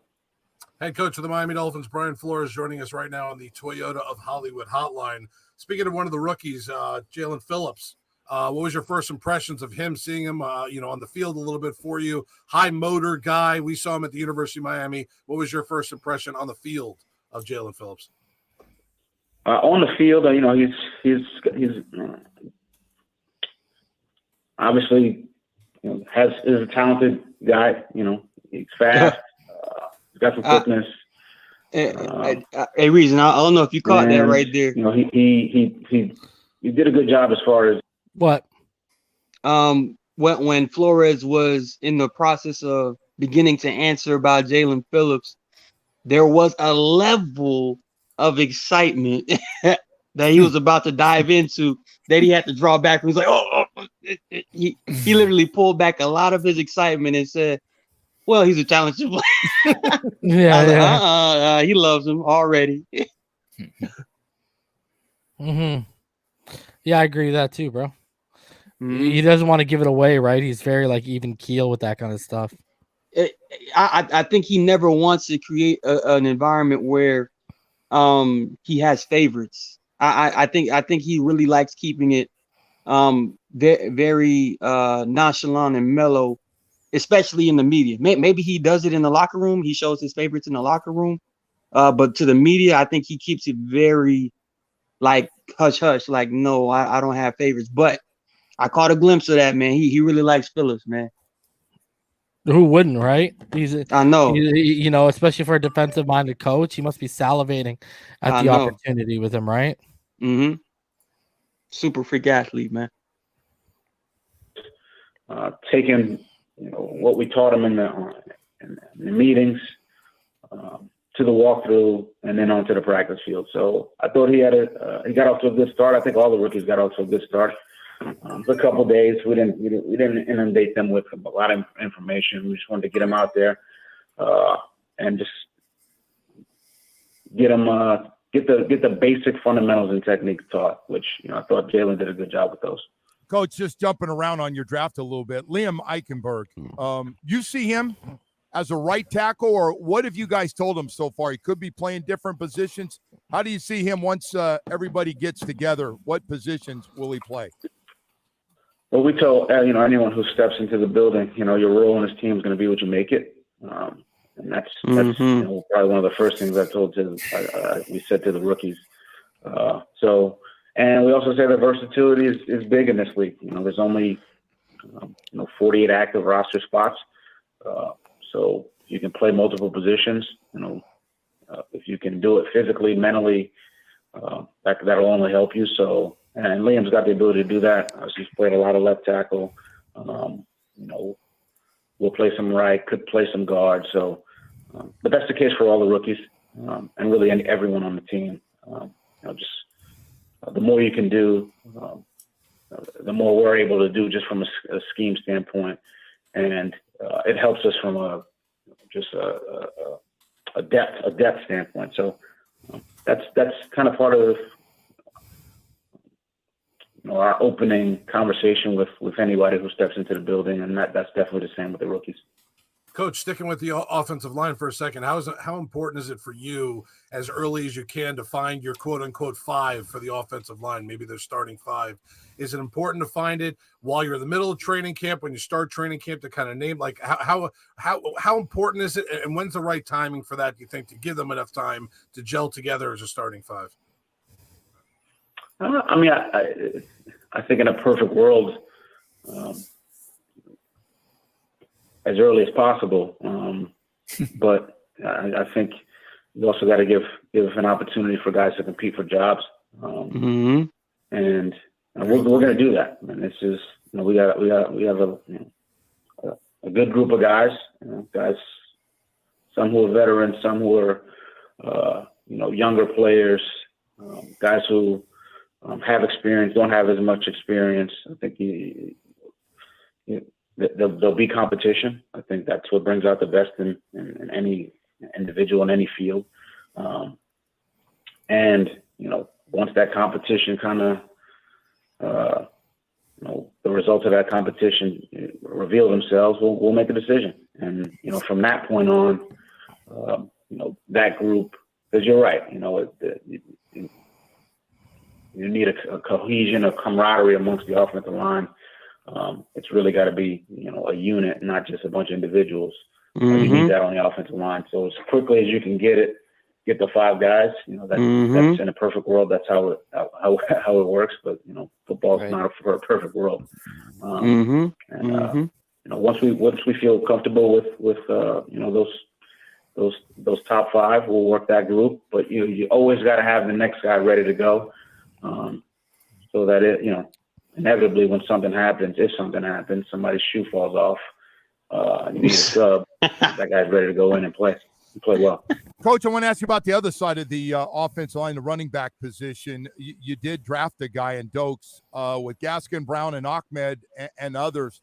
Would you still like to add another guy, Coach, or you feel pretty comfortable going into camp with what you have, or could you still add another piece? We like the guys in that room. It's a hard-working group. That's why you put in a waiver claim for Kerryon Johnson. Huh? We're excited about adding. Greer did that. Greer did do that. But Miles Wasn't Gaskin, me. You mentioned Miles Gaskin, Malcolm, Ahmed, Patrick Laird, who's been a guy who's done a good job in the kicking game and been a reliable player. Scarlett, who we just brought on. I mean, we like the group, so. We're excited about working with these guys. Eric's done a nice job, obviously, with the backs over the years, and have a lot of confidence in him. From that standpoint, as well as just our offense overall. So, but look, we got to put the work in. I mean, it doesn't just happen. I think that's one of the things that we preach to the players, that we're not just going to roll out of bed and play good football. We've got to. Come in, put the work in, practice as a team, build that cohesiveness, and try to just improve and get better on a daily basis. Coach, you had a veteran player in Jason McCourty. Talk about that. I know you're familiar with him. You've coached him before in a different uniform. What did you think he could add to this team, and what position will you play him, Coach?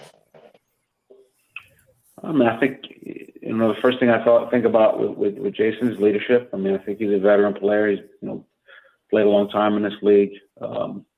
With different organizations.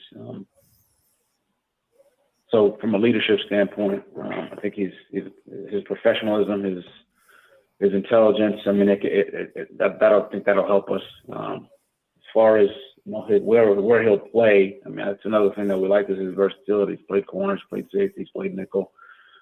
He plays in the kicking game. So again, like everyone else, his role will be what he makes it. But there's opportunity for him to play in a variety of spots, and we just got to see how it all falls. I mean, that's a good group as well. Guys we feel good about with Eric Rowe, Brandon Jones, Fedge. Obviously, we drafted Holland, so we feel good about the competition in that room. Coach, certainly an upgrade. We'll go back to the offensive side of the ball real quickly. I know Joe brought it up also with Jalen Waddle, Will Fuller to add to that offense, to add to his arsenal. Two guys that could take the top off the defense, including having Devontae back, Mike Gesicki. This is an upgrade. I know you're a defensive-minded guy. How would you plan for your own offense here with knowing there's so many guys on offense now that you can get the ball to and make huge plays? We saw Devontae and Gesicki, and now we get to see a rookie in Will Fuller with like 4.2, 4.3 speed take the top off the defense. This is a nice upgrade on offense for you guys. Zach, No, I agree with you. You know, I would say I'm a football coach, not a defensive guy. Okay. So, Defensive minded. I'll say defensive minded. Right. You're a 50-50 coach. Right. Different now. Hey, right. I'm 33 offense, defense, and special teams. Zach. I mean, there's no favorites here. But specific to Waddle and Fuller and Devontae. I mean, I think they're all good players. But like I said earlier, you don't just roll out of bed and create explosive plays. I mean, we got to put a lot of work in. Those guys have to get some timing with the quarterbacks. Get timing with one another because it's the entire unit. You don't just, it doesn't just happen. It's the O-line, the O-line, the running backs, the tight ends, the receivers, the quarterback, the decision making. There's 11 guys. It's not just, hey, you get one guy and that's going to be the reason why a bunch of stuff happens. That's my experience is that it's never worked that way. Right. Offense, defense, or special teams. So as a group, we feel good about that group. But at the same time, there's a lot of work we've got to put in and a lot of chemistry that has to be built. It's probably the best way to put it. And what I will say is they're all I know that my conversations is they're eager to put that work in. They're all hardworking guys. They're all football's important to each one of the players. And when I say that, I'm talking about everyone on the offense. So I think we just need to put the work in and develop them all, and that'll give us the best chance. And it's hard to win in this league, and we got to get everyone kind of moving in the right direction if we want to put our best football out there. Hey, Coach, before we let you run, and we appreciate you finding some time after your days, a few days with your rookie class here for coming on with us. I'm always curious, though, as you bring in all these guys and you go through all this draft stuff, how about the popularity right now of the NFL draft? We got more Mel Kiper juniors out there now and mock drafts. You kind of pay attention to it because everybody's got their favorite players, Coach, for you to pick and you and Chris to pick and everything else. You follow any of that stuff? I think, do we follow it? I mean, I think it's in your face so much that, that's honest. I think there's no way to not follow it. And look, if any of us see anything Dolphins, we look at it. But look, Chris Greer and his staff do Phinside the NFL, maybe? Job, just from I don't know. Scouting, let's call it a scouting standpoint, and we kind of pinpointed the guys that the types of guys we're looking for, the types of guys we want to work with, the types of guys we think will help our team, and that's kind of where we put most of our stock. We put most of our stock in the work that our scouts are doing, that our coaches are doing, and our conversations with the players individually, and try not to worry about everything else that's going on. Look, we are lucky to work in a league with so much popularity. That people love watching it, and they're fired up about the draft, fired up about phase 2. They want to know. I mean, we have great fans. I was able to include my kids in the draft, so I mean they're going to love the draft forever. Yeah. Mm-hmm. It's fun. It's great to be a part of a league and a game that people love so much. I mean, I love the game. I know you guys do as well, and I just feel lucky to be a part of it, to be honest with you. And we'll just continue to try to work with the players and hopefully have a very good season.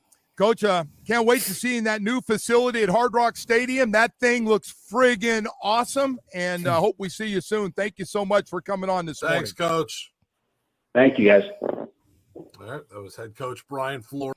All right, man. So, what's your guys' biggest takeaways from that interview, aside from just the Tua stuff? How sensitive Flo is about being called a defensive coach. I thought that was hilarious. Yeah. He's True. yeah, it's like obviously it bugs him, right? But he's not going to admit it. I just thought that was funny. Well, I hope this is not too long-winded, man. But I already told you. I think Joe Rose.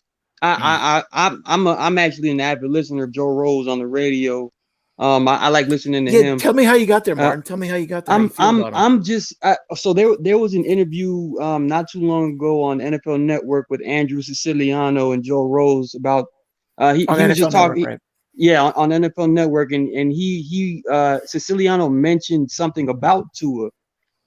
Just Joe Rose thoughts on Tua and the potential jump that Tua can make this year.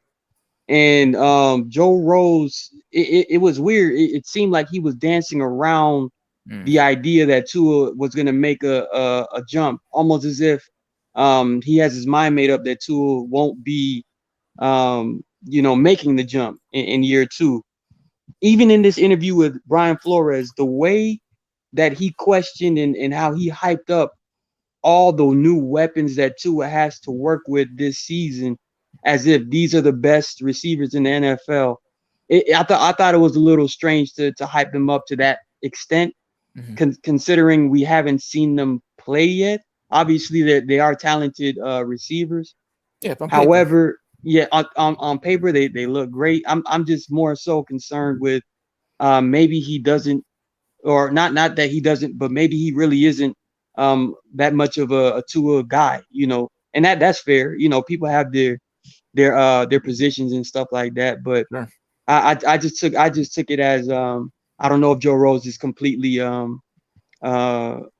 unbiased when it comes to his position. Well, you know why I'm shocked? You know why I was shocked? Not because it's possible. It's just like they are the home team of the Miami Dolphins, right? They broadcast their games. Yeah. I listen to it all the time. That's a bad business decision, bro. Well, but again, obviously, when he's in the media, and again, if you listen to the Colin Cowherds and the just anybody that consistently talks about the Miami Dolphins and the talk surrounding around Tua, I mean, almost everyone except Nalu, who's Tua's dad, has doubts about Tua, bro, and he could have very well have been, not infected, because, everybody's entitled to their own opinion. But I think he could have easily been affected by other people's opinions. And he can't quite draw a conclusion in his mind that Tua is the quarterback for the Miami Dolphins moving forward. I mean, but to each his own, man. I just haven't seen overwhelming support out of, the call guys, not too much. I agree, man. Yeah. All right, so let's get into I'm going to open it up for a little bit after this. Let's take a look at our strength of schedule. The NFL released it today. So they have us. Look at that right at the bottom there. The opponent's win percentage from last year, 471. Yeah. Wow. Now we know this is all based on last year, right? This isn't based on the current rosters we're facing. You look at this and you look at our actual schedule. Do you agree? No. No, I do not. Like, this is very misleading, right? eh? The Niners had a below average year when we all know how good they are, so that's not real. If we were to look at the 2021 strength of schedule, right, and then the 2020 strength of schedule, and the 2019 and the 18, if we were to look at each of those strength of schedules and then match it up with what actually happened, we can find a precise number of how accurate these things actually are. In my estimation, I just don't. I never consider what the team did the year prior to what they will be doing this year. I learned that at every level, high school, college. It really doesn't matter, man. If a team is motivated, if they have the right energy, everybody in the NFL is talented. But with the right nudge, the right push, the right mindset for the entire season, man, anybody can really catch fire and do some damage if it's in the right situation. So I'm not paying too much attention to the strength of schedule thing right here. Because I mean, like, this is based off of, like I said, last year's records for these teams, right? Yeah. So my whole issue here, though, when you take a look at, basically what they're trying to imply here, okay, like the Patriots, they improved, all right. The Colts, they improved, and they were a playoff team last year. Already, yeah. The Jaguars, they improved as much as Yep. people, I know it's rookies, but they improved. Yep. The Jets, I'm not saying they're going to be world beaters, but look at their record last year, they improved. And you have to put to account their head coach. Salah is a good coach. Yeah. What about Atlanta? Coach.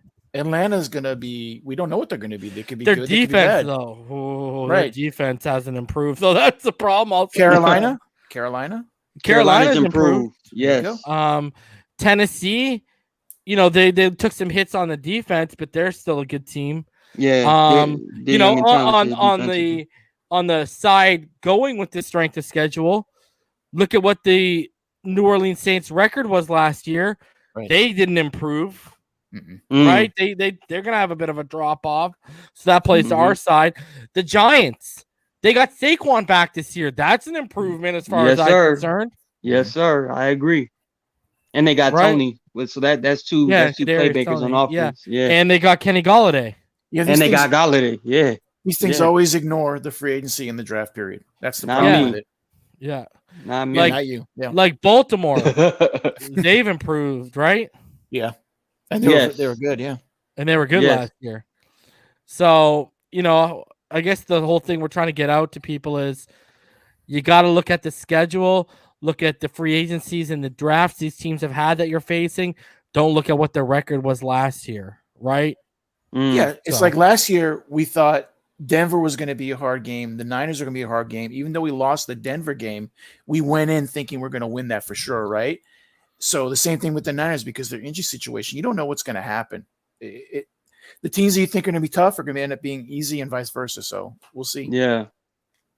And also, the strength of schedule changes midway through the season due to injuries and additions guys have made off of the free agent, off the wire and such. So, and like injuries that we might take, knock on wood, you know what I mean? So that it's all matchup based, you know what I mean? And the matchups change week by week. Like we haven't even got through training camp. Some of these teams aren't going to look the same as they do right now. Once they get through training camp, hell, we might not even look the same. Yes. Right. That's true. Sure. So, what's going on, Show? What's going on, Tony V? What's happening, guys? What's going on, fellas? Tony, you got background feed going on, brother. So,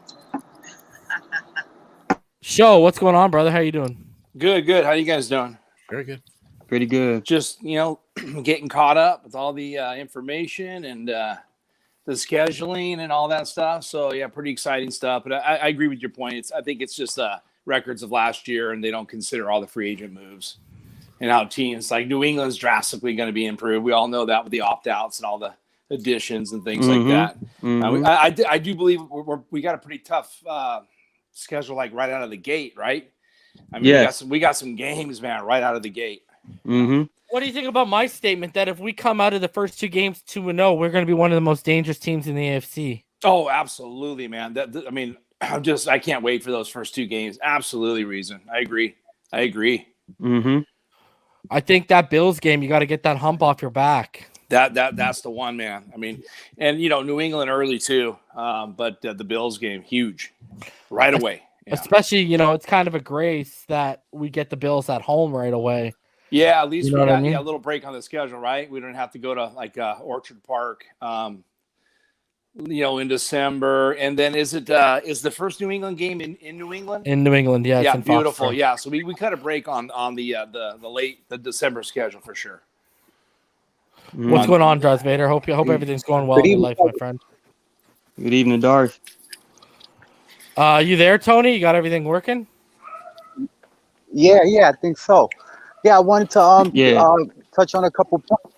I enjoyed the interview with Coach Flo, and I don't know if you guys remember, but at one point they didn't even have any player signed that was over 30 years old, and they were kind of making like a big deal about that. But I think with Flo, he likes the younger players because they really buy into the mindset that he's building there. And when you see them Younger minds are easier to mold, right? Absolutely.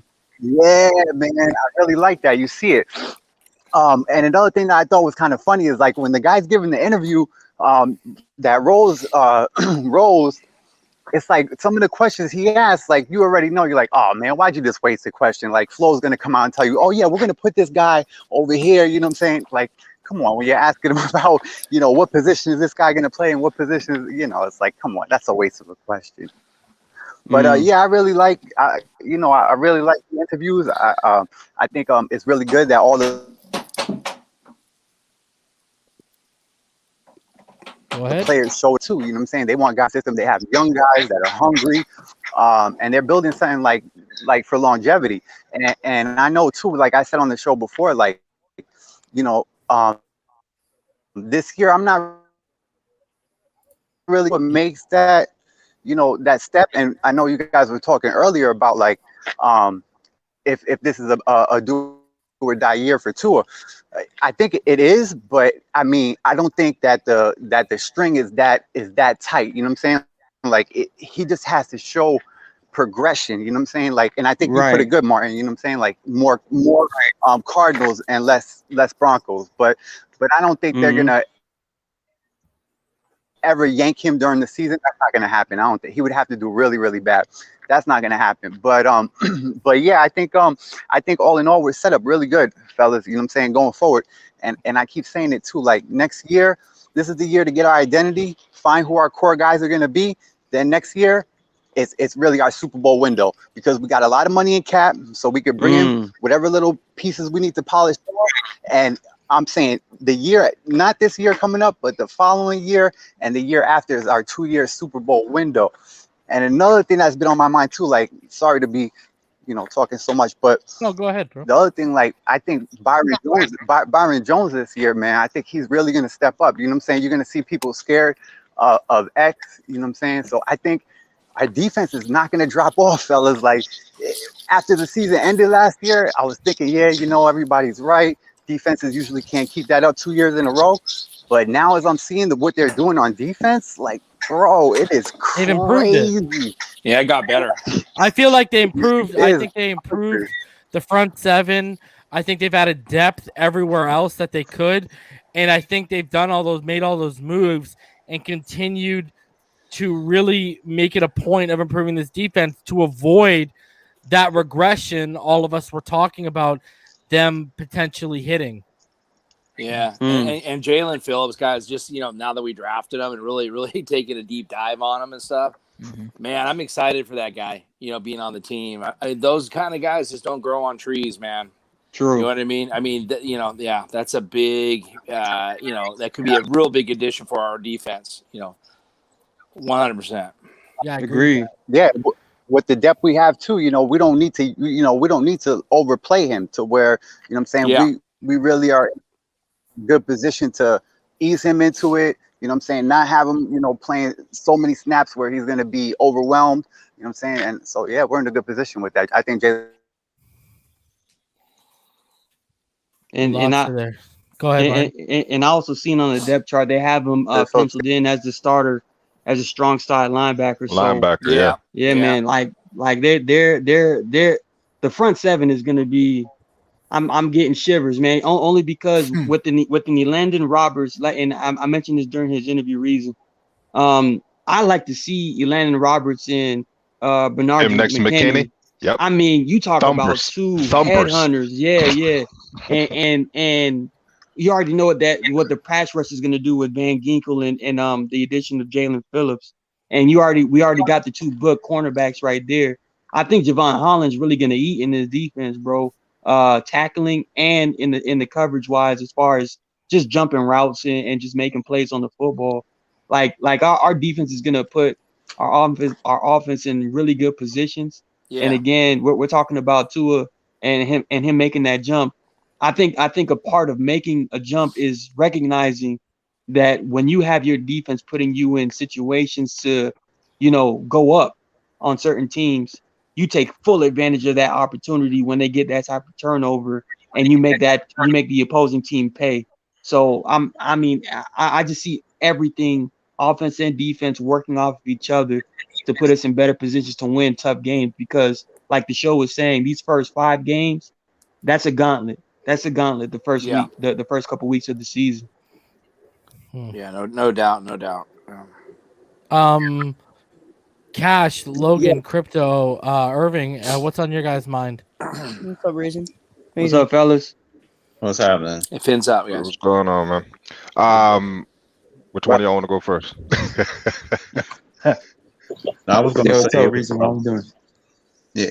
All right. Well, what's on my mind? Yes. When I did look at the schedule, I wouldn't say concerned, but I was like, for real? Like, is this how we're really going to have to start this year? But I think it's a blessing in disguise, because I think we're going to cut right through the nonsense early in the season. We're going to see exactly what we got to work with. And I didn't like the schedule, but I just really believe that we're going to rise to the occasion. Again, I love what the coaching staff is doing. I love that, I love flow, man. Because you hear about some coaches, and then you got an offensive coach and you got a defensive coach. Well, he's a head coach, right? Because I see him put so much emphasis on the special teams. Just like you talk about the defense can put the offense in great position with field position. You know what I mean? I would love, to start every play from, the 40, 45 yard line, you know what I mean? And then do our thing. And then when we punt, we pin them back and then send the defense to go get them. So I like all phases of what we got. And I really just think that we're going to cut through all the bullshit by like week 2, week 3. We're going to really see, you know what I'm saying? What we really got to be looking at for the year. Yeah. Again, for me, I think the defense was already set. We got better. We needed an edge, of course, but we may do, right? Top 6, top 10 defense. We may do. So I'm always looking at the offense and, waiting for these guys, to punch it in every time we, how many times, Xavier, picked off the ball and 3 plays and we punted back. You know what I'm saying? So those are some of the things that, we're going to find out quick this year. But again, I like what we did. I don't know if you guys remember, but I'm late on the Jalen Phillips trade. You know what I mean? I wanted a straight offense first round. I just wanted to score. I was You like, want the a defense is Najee? good. You want a Najee at 18? I would have took Najee. I would have took Najee. No shame in that. No shame in that. Yeah, I would have took him. I mean, I was all Alabama in the first 3 picks. That high pitch is he ain't want Najee. He want somebody else. I would have took him. Who do you want? Who do you want? No. Well, I mean, Come on, man. Look, I had to evolve with how everything went. You know what I'm saying? I was upset. I had to come to it. I'm like, we traded out to 3 to get to 6. We missed Pitts. There was Michael Parsons was on the board. So I was going through a lot. Yeah. Guys, like stud edge rushers are hard to come by when it comes to value. Like, I love Najee too, but I was concerned with Phillips's head things, but No, then I realized I agree there. Yeah, and then what actually started to bring me around the corners, I started, to read articles and do this and do that. And I realized, he actually didn't leave because of the whole thing. It's a UCLA protocol kind of thing. So it wasn't even really a football thing where, you know what I'm saying? And then he's out of there like, you know what, fuck this. I can't do this. My head hurts. It really wasn't even that kind of party. So when I'm starting to realize that, I'm like, all right, here we go. You know what I mean? Yep. But we're going to learn real soon, what we're going to be, what the product is, because this is the year for that, for us to really start seeing it. First year, breakdown. Second year, you start to build it up. This is the year where we really should start seeing some fruits of the labor, and then, really sky's the limit for, year 4 and 5 to me. Mm-hmm. That's my take. Good take. I love it. Yeah. Yeah, Brissett's going to be starting. Who said that? No, he bet not. No, it was some sort of Brissett's starting right bench, bro. That's what he is. It was good old George. It was good old George. You got rid of reason. That jabroni in the comments, bro. Like, I don't understand how these people cannot believe the shit that comes out of their mouth. I mean, they just cannot, bro. There's no way you can be that dumb. Hey, you know what? You know what I learned? You know what someone told me a while back?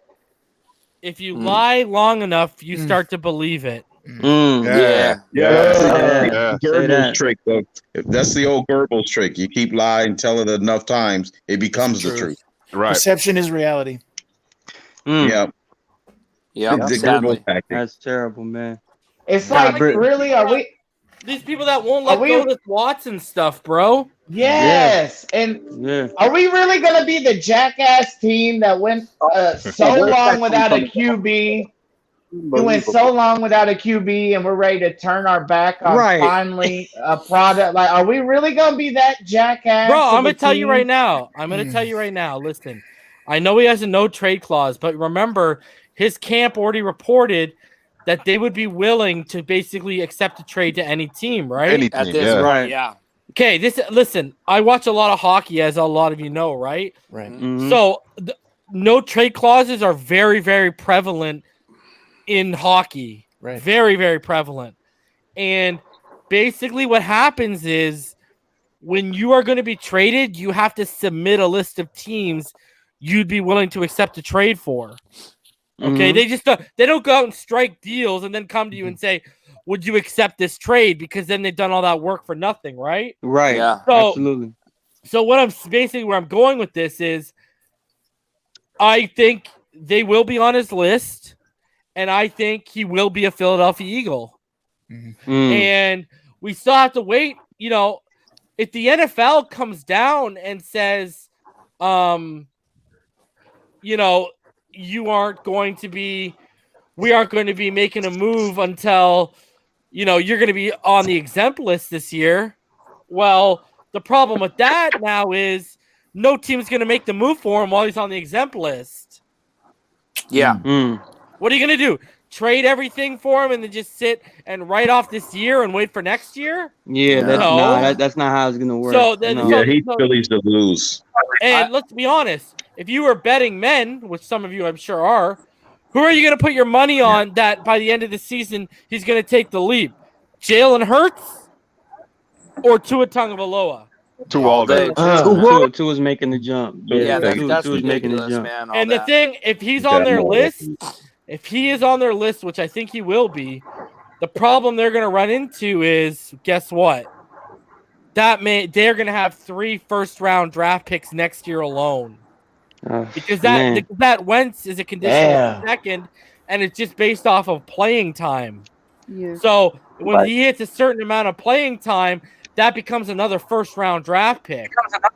Dude, they're gonna take the 3 firsts right away. Why? Because then you're rebuild, dude. Yeah. That's quicker for your rebuild. And I'm with Florida Born saying how we've been waiting so long for a franchise quarterback, and now that we actually have one in camp, we just don't know how to act. We're like, Is he the franchise quarterback? I don't know. Just give me one of these guys. Let me see if it's like, come on, fellas, man. Let's just relax. Let's just take it as is. Tua is gonna be the week 1 starter. Oh, yeah. Leave it alone. No. on. You forget something. We're going to sign Ray Lucas for competition. Oh Lord. I like Ray Lucas. I like Ray Lucas. Even before the sex allegations, I didn't want Watson because you know what I'm saying. Like I'm old school. Like I don't want the NFL to become like the NBA. You know what I'm saying? That's cool what they do there, but like you know what I'm saying. Like I like to see them play with their team. You know what I'm saying? Star players, they are the situation. They make things happen. You know what I'm saying? I don't like to see where you get all this the star players Trade trying here, to group trade up there, together and trade all the time. Like, nah, you never saw that. Michael Jordan, Magic Johnson, you know what I'm saying? Like all those guys, they stayed and played, you know what I'm saying? Like even, Kobe at the at the end of your career, like if a team's ready to move on, I mean those things happen. So I'm not saying like there can't be trades or whatever. Well, look at what Rhino said. Look what Rhino said. What if you trade for him? Now he's in Miami, and the same thing happens all over again. But now it's in Miami, or just accusations. Exactly. Man. Yeah. It's too risky. And like I said, listen. If you trade, because it's going to take at least 3 first-round draft picks. If you trade 3 firsts and you spent a first on Tua Tagovailoa, and you do it this offseason, that means in a course of 2 years, you spent 4 first-round draft picks on trying to nail that position. You don't have. We talk about Super Bowl windows, bro. There is no window. It is now, buddy. Yeah. And guess what? Yeah. As much as all of us love Flores and Greer, if you do not win in the first 2 years, in the first year, one of us on this panel is going to be packing their bags, bro. Reason that is one of the greatest points, man, that you made with that right there, man. That makes man. You can't, I don't think it'll be wise, man. I don't think he makes us a Super Bowl contender right away. No, he doesn't. No. Too many question marks. Offensive line needs time to gel. You still got a couple things you need to answer. I'm still a little, worried about the O-line, man. I'm hoping, but it's young, bro. And they'll come along. Let's okay. No, I'm with you. Just a little nervous. Let me ask you this. Yeah. Has he proven he can beat the top guys in the playoffs yet? That's my issue. He hasn't. No. Right. You know what? He only beat one team, Buffalo. Yep, and Tua hasn't even had the chance yet. No. Right. And you know what? He beat Buffalo. Buffalo had the lead, and they blew it. Mm-hmm. And Buffalo arrived a year too early scramble. that year. They arrived a year too early that year. I don't think he would have beat Buffalo last year. But literally the next round, he's up against Kansas City 24-0, gets outscored 51-0. Like I mean, we have to be mindful that he we have to be mindful that he is an outstanding talent at quarterback. We all know that. But we're not building a team for an outstanding quarterback. We're building a team. Oh wow, that's a great point. Wow. We're literally. I'm just saying we're building the team for a guy to come in, protect the football, make the plays that you can make. If you can make big play downfield type of plays, you get those every game. You get opportunities like that every game. Just make those plays and then keep the ball in our possession. We're literally a 35 minutes or 40 minutes ball handling offense right now. That's the aim. And then let the defense do what they've been doing since last smother everybody. Well, Martin, what does Flores keep talking about when they talk about Tua or when they talk about the O-line? Not about one player. It's not about one player. Right. But you know what? If they make that trade, they're going to make it about one player.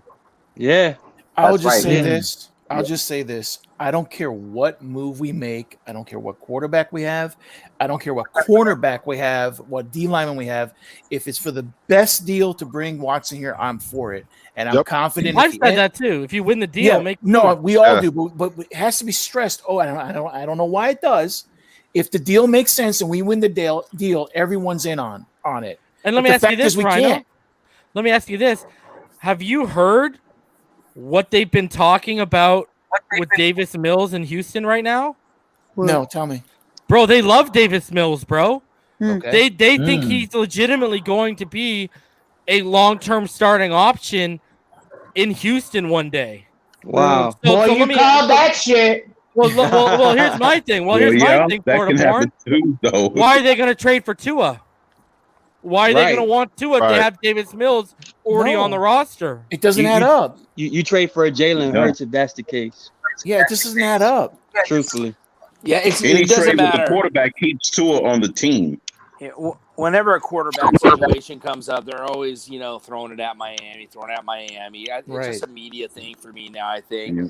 You know what I mean? They're just going to keep doing it until, we have Tua gets out there and we have a good season and he shows people, you know what I mean? It's never going to go away, until that happens. You know what's crazy, Joe? What do you do with this?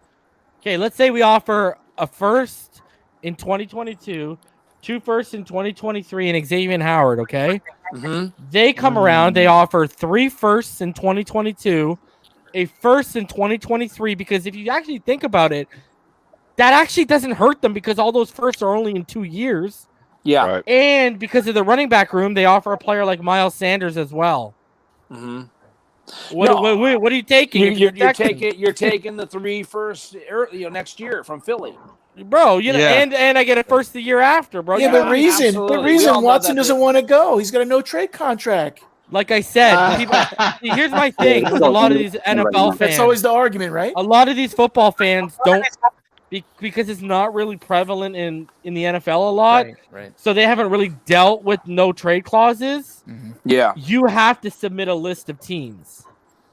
Like I said, teams aren't going to go out, work out deals, come back to you and say, "Oh, do you want to go to this team?" No, you have a 3 or 5 list. Well, usually it's about 10.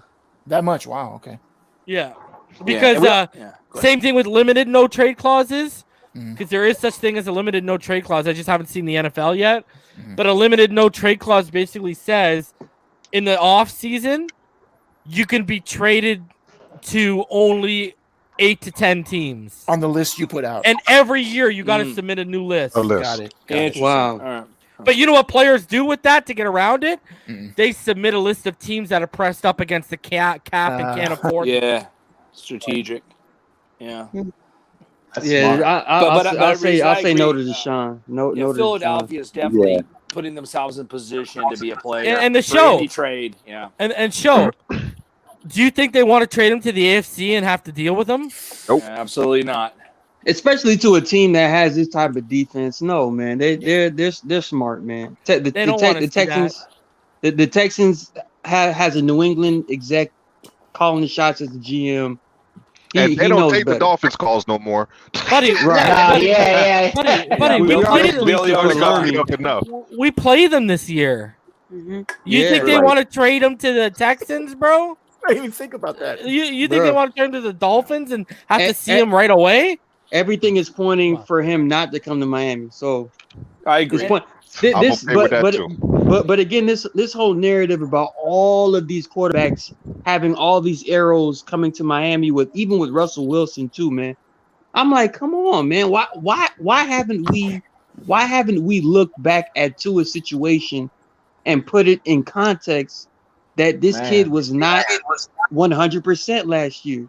Well, it's a perfect storm of a couple things, right? You got Greer, who is making like the most trades of any GM in the last couple of years.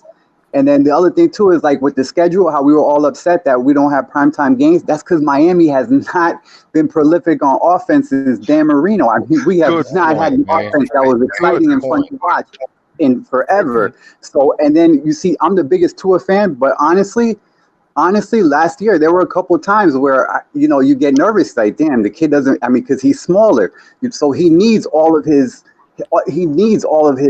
attributes to get going. And the hip injury, coming off the hip injury, you could see the rust. So there was a couple of times where you're like, this kid's not passing the eye test right now. But you really have. Reason mentioned last year though that Tua was not in his full football body because he had to recover from that rehab Yep. last year. So obviously he did not pass the eye test from us either, you know. But At people least- don't look right. at Me, it as this a is his year. reasonable. They don't look at it that way. Yeah, they label it as an excuse. Exactly. That's so sad. I mean, that's wait, so hold on. Can I ask you Flores this? Can I justified ask it. you this?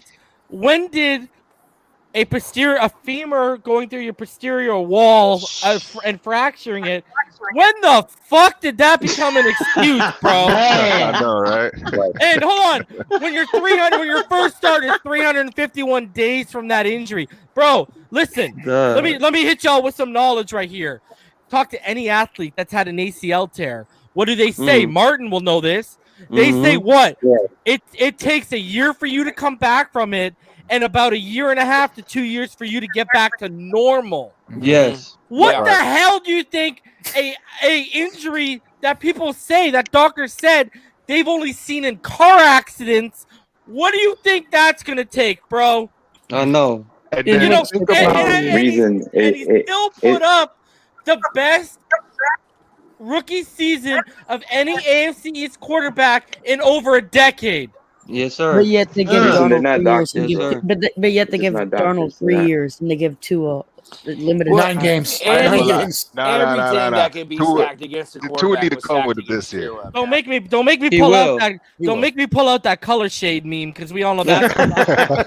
I mean, guys, That's a very COVID, real thing, man. COVID, no Hey, did you preseason, guys- no OTAs. It's just unbelievable the things that were stacked against the kid.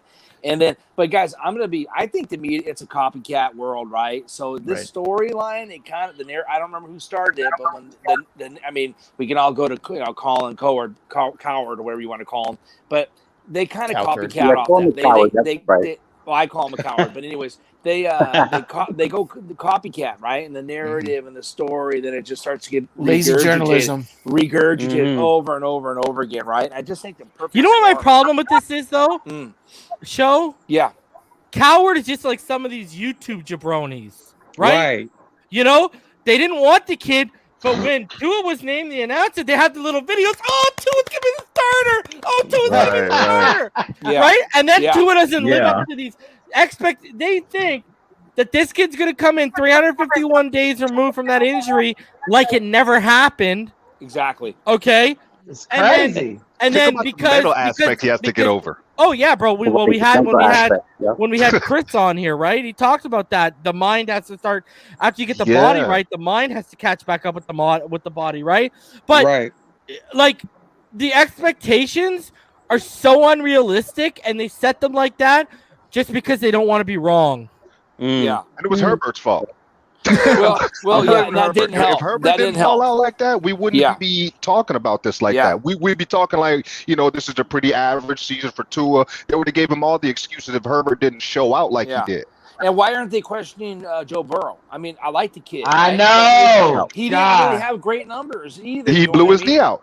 And the kid got torched. You know what I mean? Not his fault, but you understand what I'm saying. But I don't think But they love him. And why I don't is think he he's being gonna- questioned? I don't think he's gonna play like he's probably gonna have a worse than last year. He's gonna struggle come when he gets back on the field. He's not gonna be the exact same Burrow that we've seen from LSU. Right, LSU even into I this. think he's done. I think he's done, in my opinion. Yeah, because here's that's the what thing. made him so great. It's sneaky athleticism. That shit And- like and- Romo, very Romo-esque. And he's like Tua, right? The thing him and Tua had over Herbert is they're leaping the neck up. But the thing is, everyone wants to talk about Tua's arm. Burrow has a worse arm than Tua. Yeah, it's not as strong. Yeah, remember what was I calling him last year? Well, I was saying he had a dome arm. Yep. Gotcha. And not to mention the fact he's a Cincinnati Bengal, so that doesn't help either. Think of it, Tony. The injury to him stopped us from being able to see him in cold weather. We haven't even seen Burrow in cold weather yet. He got small ass hands, back, and he's got a pop gun arm, bro. Yeah, it's funny we talk about the arm when one of the biggest Chicago traded up for a QB, and they were analyzing, is it Mac Jones? Is it going to be Justin Fields? And I'm like, there's no way they would take Mac Jones in the Windy City. You got to have an arm, man, in that area. Yeah. You know what's disgusting, show? That's you know what's disgusting, but show? no one would mention that. You know what we're gonna hear? You know what we're gonna hear this year when Burrow doesn't live up to what? Oh, he's coming off an ACL tear. Right. Yes. Excuse. Oh man, it's honestly, man. This trial that not only that Tua's going through, but we're going through as logical thinking human beings that see exactly why Tua struggled last year. This trial of doubt from left and right. Well, we want Joe Burrow, or we should have gotten Justin Herbert, or let's trade for Deshaun. Let's trade for Russell Wilson. But Jacoby Brissett is going to start.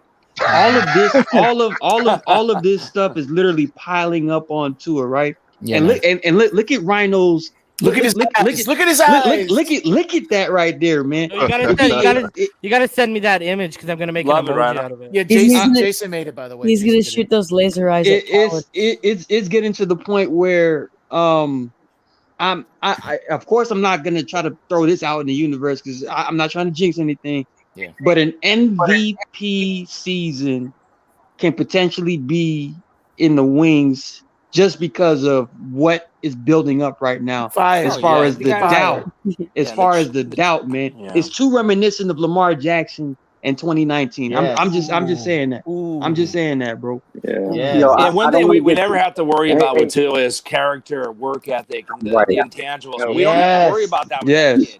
And exactly. The kid's got a chip on his shoulder the size of a log, man. Go ahead, Irving. Go ahead, Irving. Yeah, Go sorry. ahead, Irving. No, it's okay. Go ahead, Irving. Hey, Irving. Yeah, I can't stand this conversation about Tua's arm strength already. I can't stand this narrative that he doesn't have any arm strength, as we all saw in Reason's All 22 breakdown.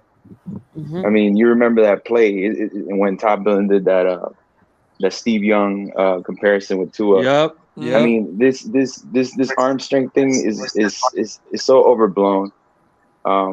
Agreed. There's this particular play, which is I think it was like on the third down or something. I don't remember.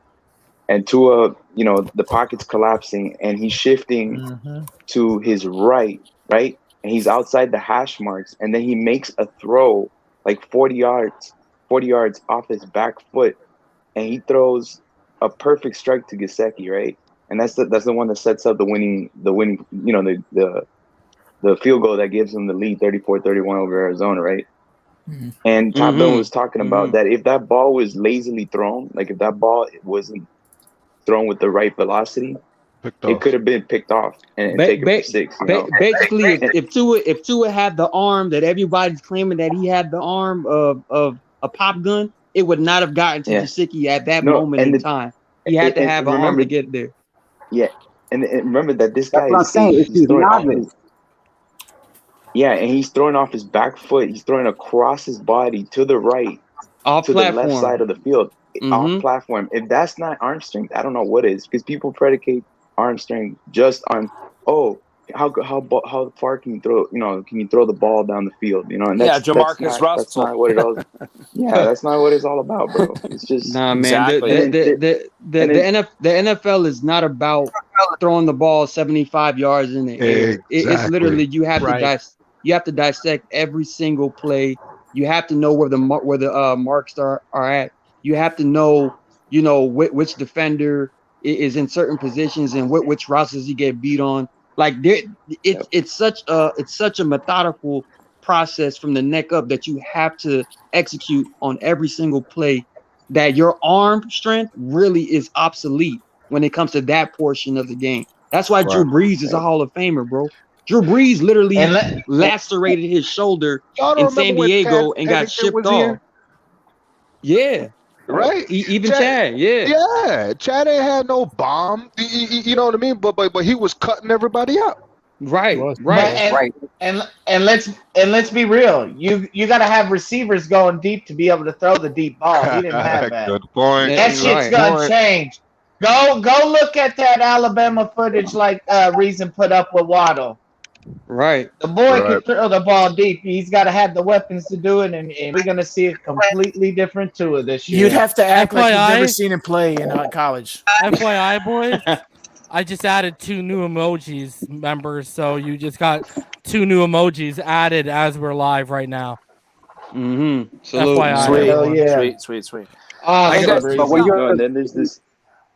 there's this video by I think it was another film breakdown by Jackson Kruger Sports Production, and he's talking about the different chemistry, the chemistry between the former college teammates, like the quarterback, like Joe Burrow. He did one on Joe Burrow and funny reasons. And Joe Burrow and I like that, eh? Sorry, see the was you it see Joe the Burrow Raekwon? and- You see the Yeah. Raekwon one? Yeah, I do, man. Only built for Dolphin Links, bro. You see that? That's you see it, Martin, in the comments, bro? I love the gray one.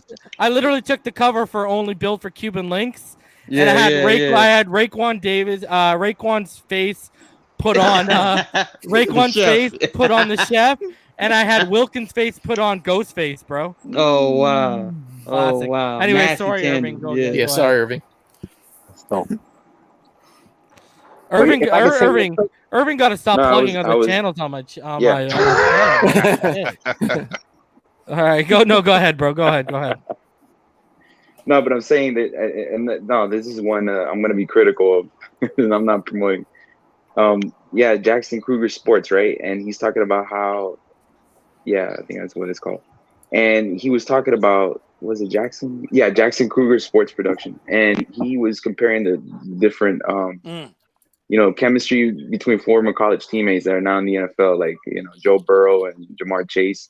And he did one with Tua and Waddle, right? Waddle. And he was talking about how perfect, that Jamar Chase and Joe Burrow were in Michigan. Sorry, in LSU. And he had questions with Tua and Waddle's chemistry. And I'm like, all the film that you see between Tua and Waddle is hitting each other for touchdowns, you know what I'm saying? And he's hitting, Waddle in stride, I mean, all the time, right? And then with LSU, when it comes to Joe Burrow really only had 12 touchdowns in 2018, and then in 2019, that was his 5th year. He was a senior, so they're basing, yeah, right. It was a great year, but they're basing, they're just basing that one year, they're just basing that 1 year and over, I guess they're just overemphasizing on it. And Irv, I actually want to highlight what you're saying about Tua and Waddle. Out of all the receivers that Tua had at Alabama, him and Devontae Smith had the best, like as far as college connection. Sure. Like when I compare which throws translate to the NFL, Tua had a better college connection with Devontae Smith, but his professional connection, as far as pro throws, pro timing.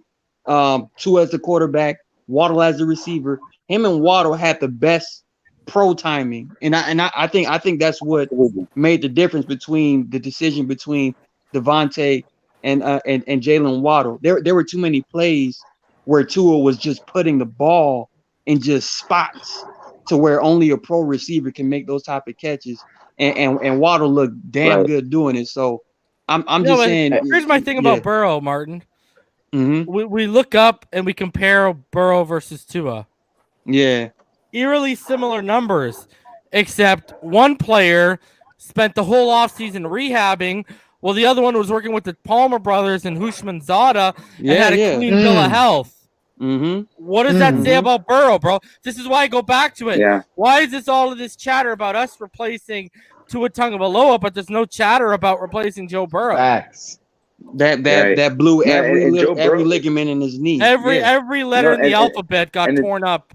Yeah, and I think that I think Joe Burrow. I mean, I know he's an intriguing quarterback prospect, but the guy, most of his college production came from that 5th year as a senior. You know what I'm saying? I mean, where was even Jamar Chase? Jamar Chase was not. Jamar Chase was average as a receiver in 2018. And then in 2019, he wasn't on anyone's radar, bro. Actually, Yeah, you want to go fun thing? Go compare Waddle's freshman season to Chase's freshman season, and let me know what you come out with. Yeah, I'm not Waddle even was joking. I know. Compare them. Yeah, and Waddle was the SEC Player of the Year in 2018. I think he had 736 receiving yards and 7. He had over 800. He had over 800. 800 yards. Yeah. And it's like I think it's or something like that. Yeah, he was one of the nation's best punt returners that year too. His freshman year was amazing, bro. But I think And that's why I remember he scored that touchdown.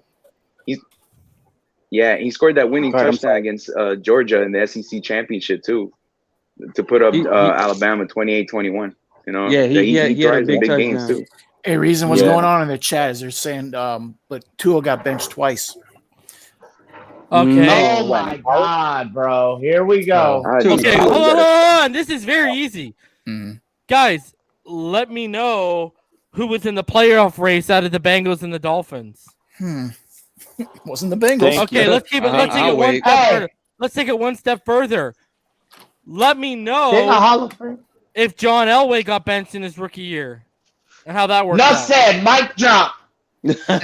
Let me know Steve Young, who would have won that Alabama LSU game on one leg if Jerry Jeudy had not dropped that football.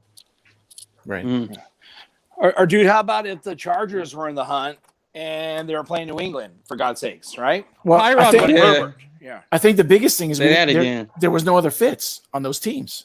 Yeah, exactly. There was no one to. They weren't Mm. fighting for playoffs either, and there was no one else to come in. I mean, that's how I see it. No, but again, guys, if we're making What did excuses Flores now, say? right? And I'm being Flores exactly. I was about to Flores say. said if Tua started day one, he would never have been benched. Right. Yeah, you're right. He did say that. Mm-hmm.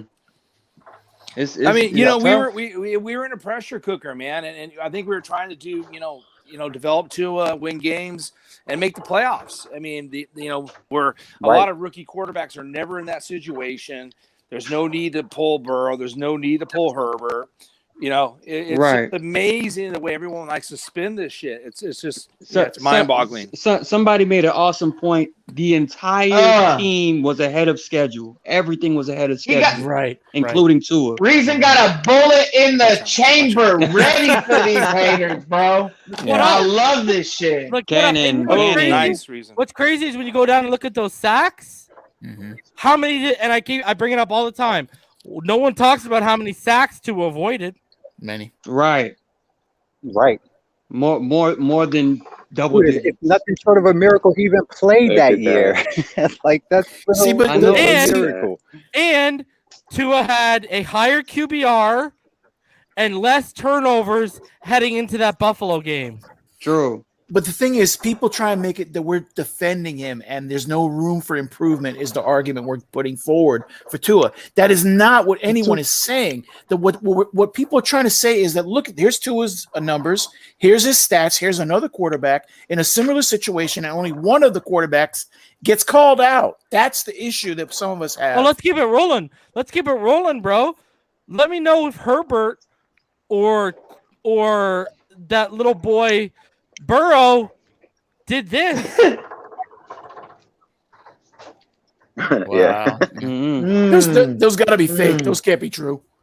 Impossible. Sniper. And I think people need to find like the way you word things is extremely important, because saying Tua was benched is saying once Tua was sat down, he never got back in.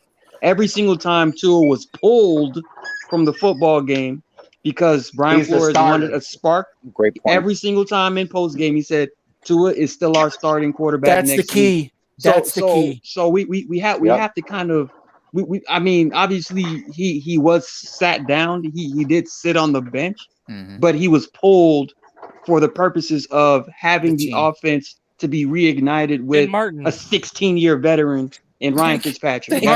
Martin. You want to see something crazy? You know how I always talk about how Herbert had, he had, almost 600 attempts. Yes. Well, I did this 2 games before the end of the season when Burrow was at 531 attempts. He finished with about 596. Okay. At that time, if you would have adjusted their attempts for Tua, Burrow, and Herbert, this is what you would have got. Wow. Wow, that's efficient, bro. 22 touchdowns, 5 interceptions. Wow. And to be honest, I'm even with Herbert's the stats looking better, I'm still taking Tua because I already know he's a better decision maker, and that's No, what you but need in the playoffs. and here's the thing. Here's the thing about that too, though, bro. Look at Tua's weapons. No. Right. look at what happened. Good point. Look at what happened when they took away the vertical threat against Herbert, against us, and against the Patriots. Right. He was Tua made projected. adjustments. Tua made adjustments. They brought him back Hey, down to but earth. and compared to Justin Herbert, okay, Herbert had the better weapons, right? Had the better By running far. game and all that stuff. And one of the this best other stuff, right? receivers. Right. So Tua's average depth of completion, right, was 7.7 yards. Okay.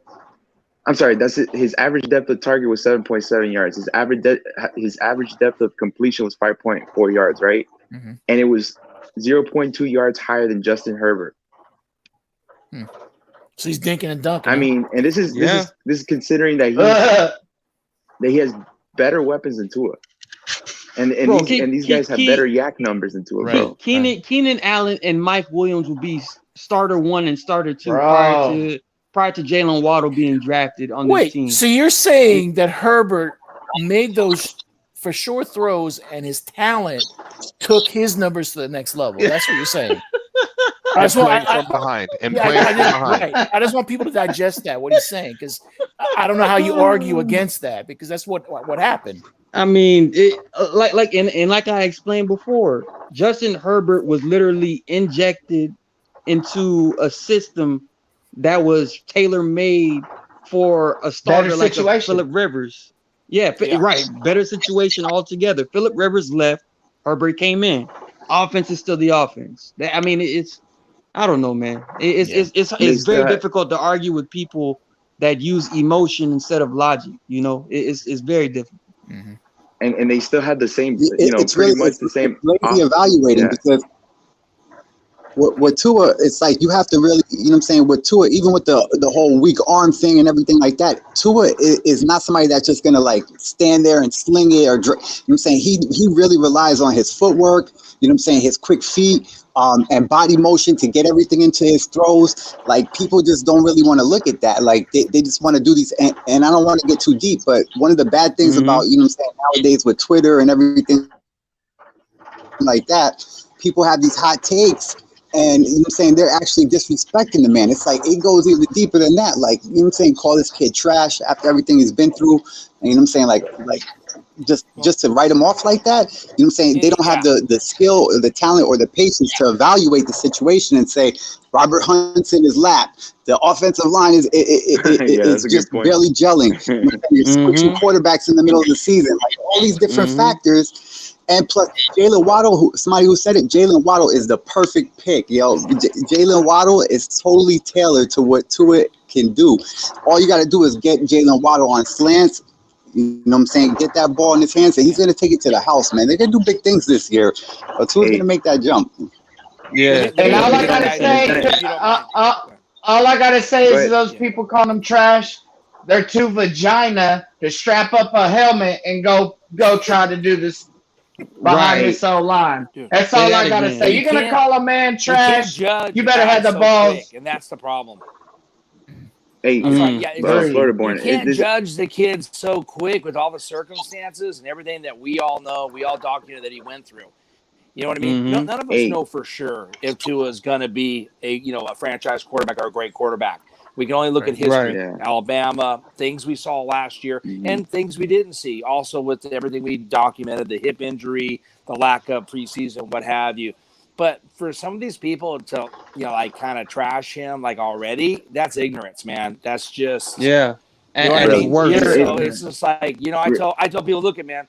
You should give him 3 years, but let's give him next year, and then let's see. Let's take a good look at a full off season, the training, a better offense, and then let's start making some, realizations, or let's see what the kid can do. But you can't to write him off so early. It's just ridiculous, man. It's wrong. Right. And that's just all right. It's just ridiculous. Let's go here. Okay.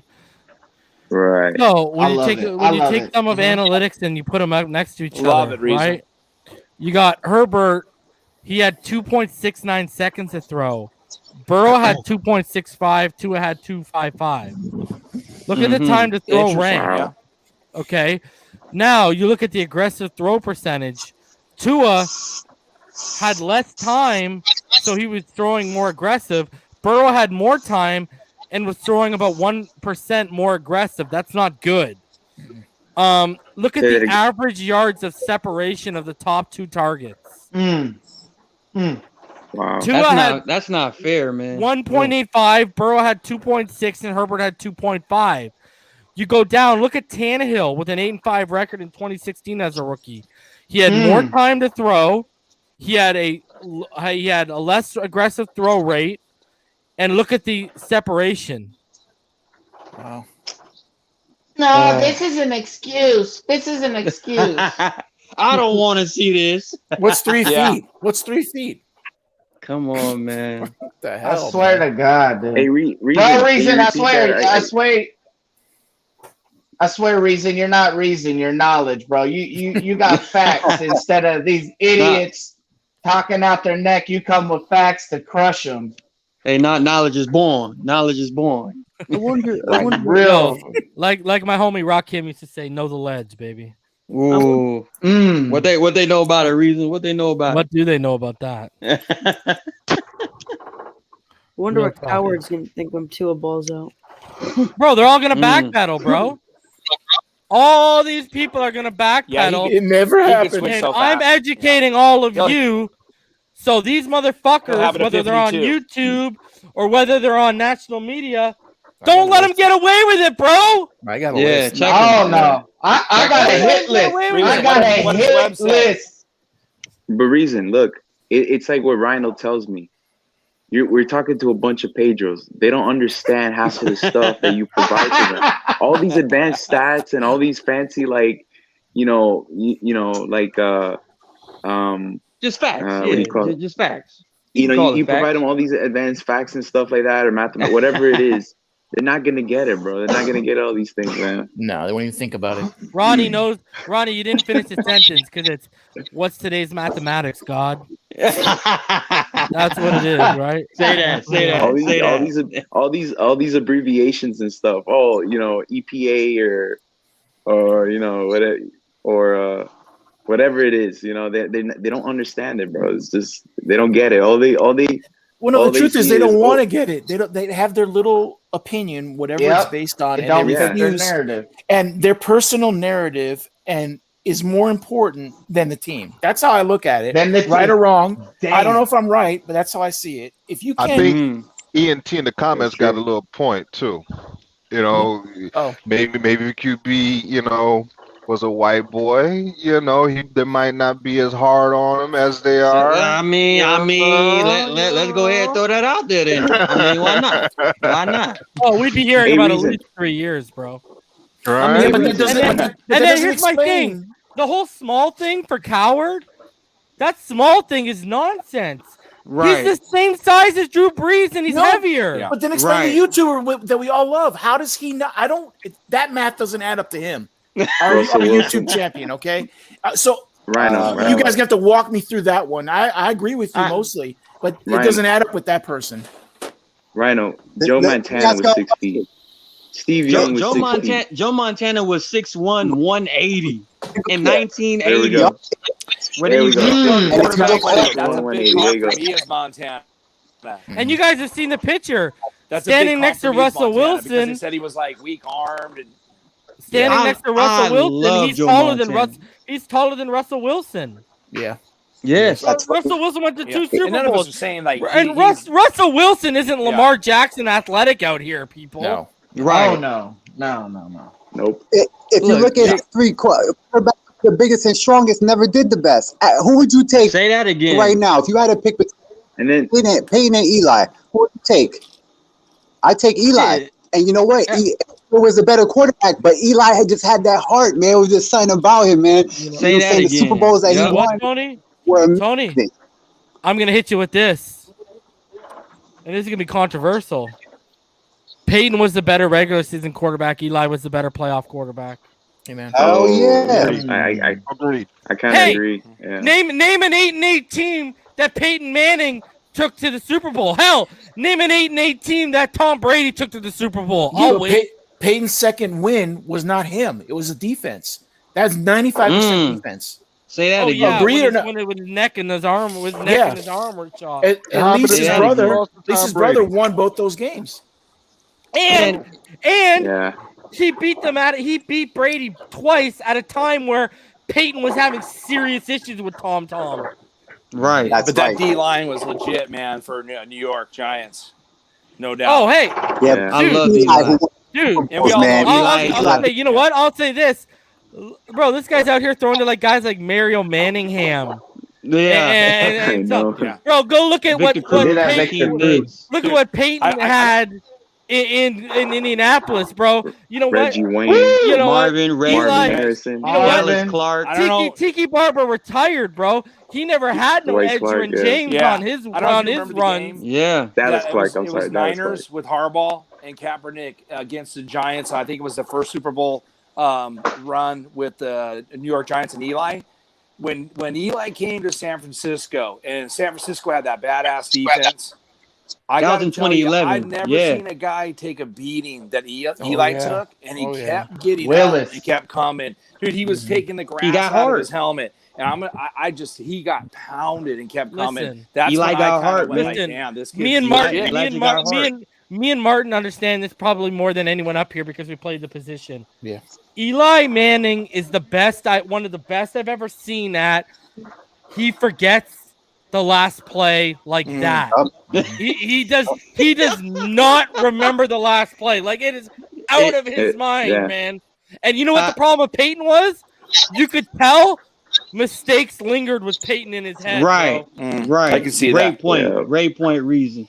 And even with Colin Cowherd talking about like the size of the quarterbacks, I'm gonna go ahead and do a whole throwback. Who do you take, Bobby Douglas or Fran Tarkenton? I mean, whoever knows the quarterbacks like that, man.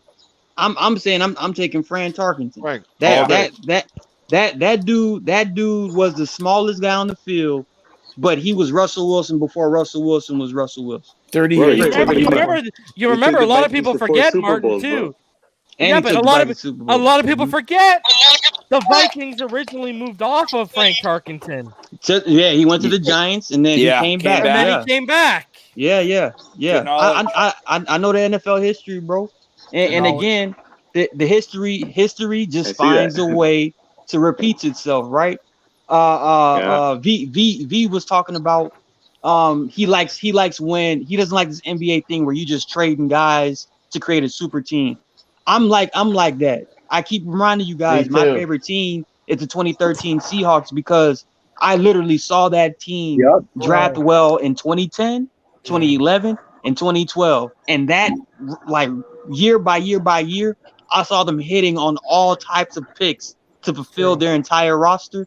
And the last piece was Russell Wilson in 2012. And then obviously the year after that, they just made that run to the Super Bowl.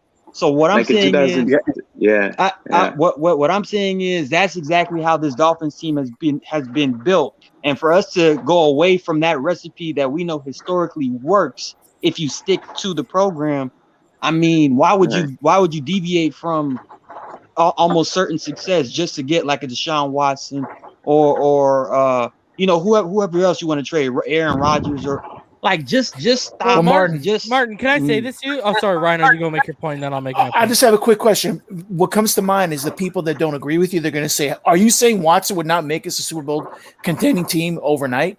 Is that what you're trying to say? And they would say you're crazy. What do you say to that?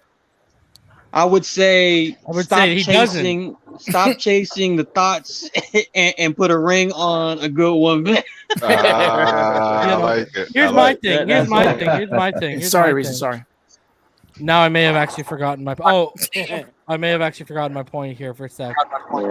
I was mentioning Reason that we have to do things from the ground up. This is what I was gonna say.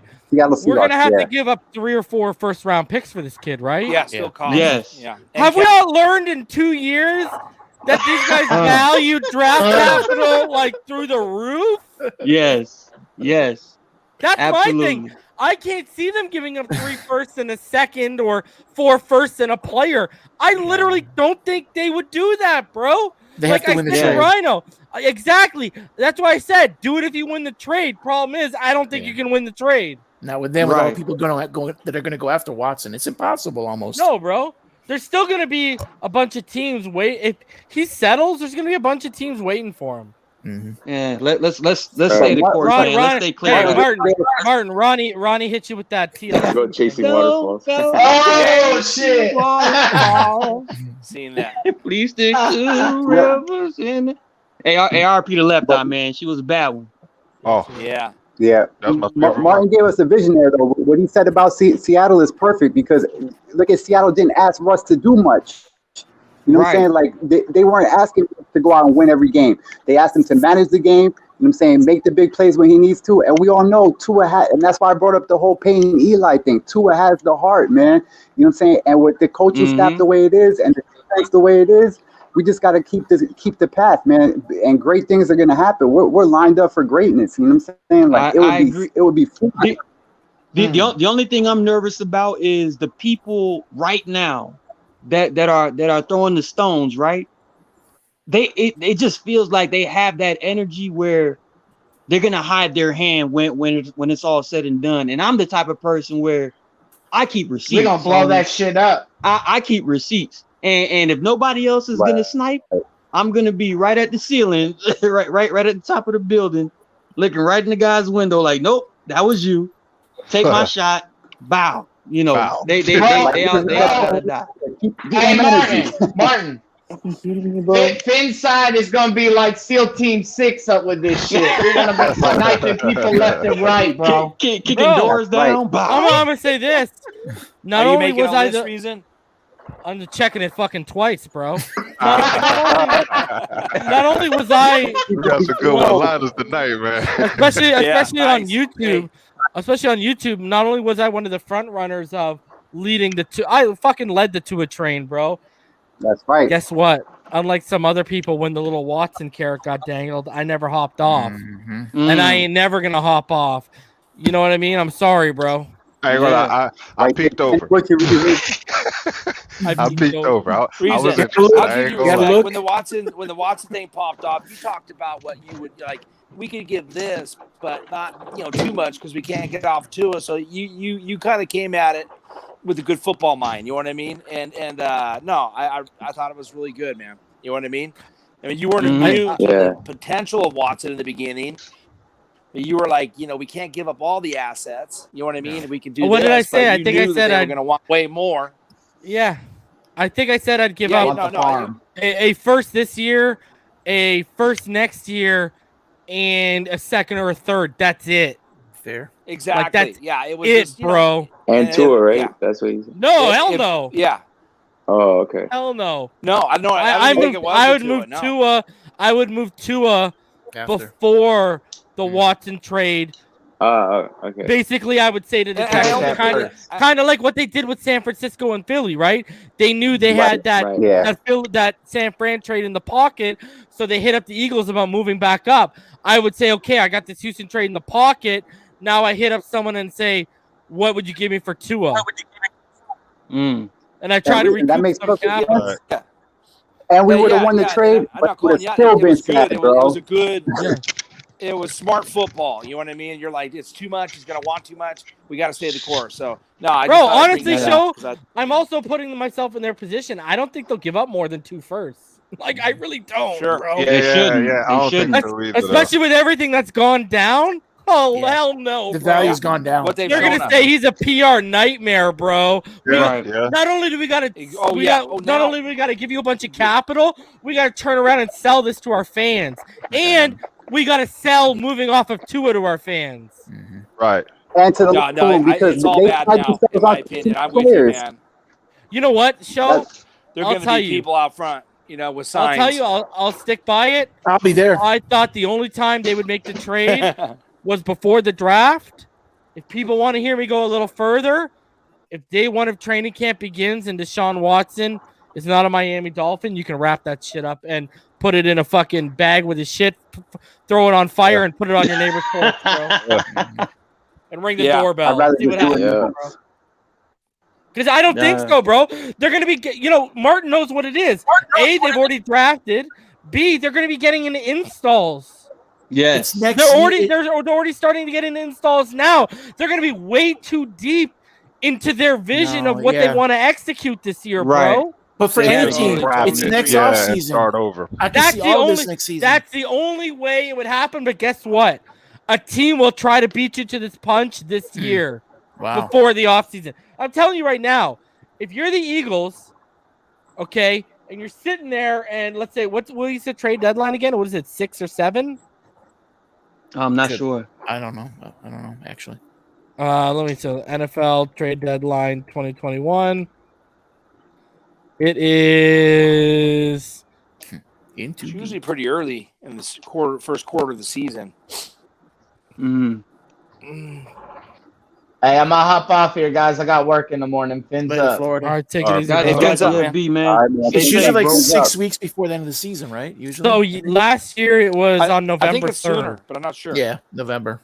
Last year was November 3rd. Mm-hmm. It's probably around there then.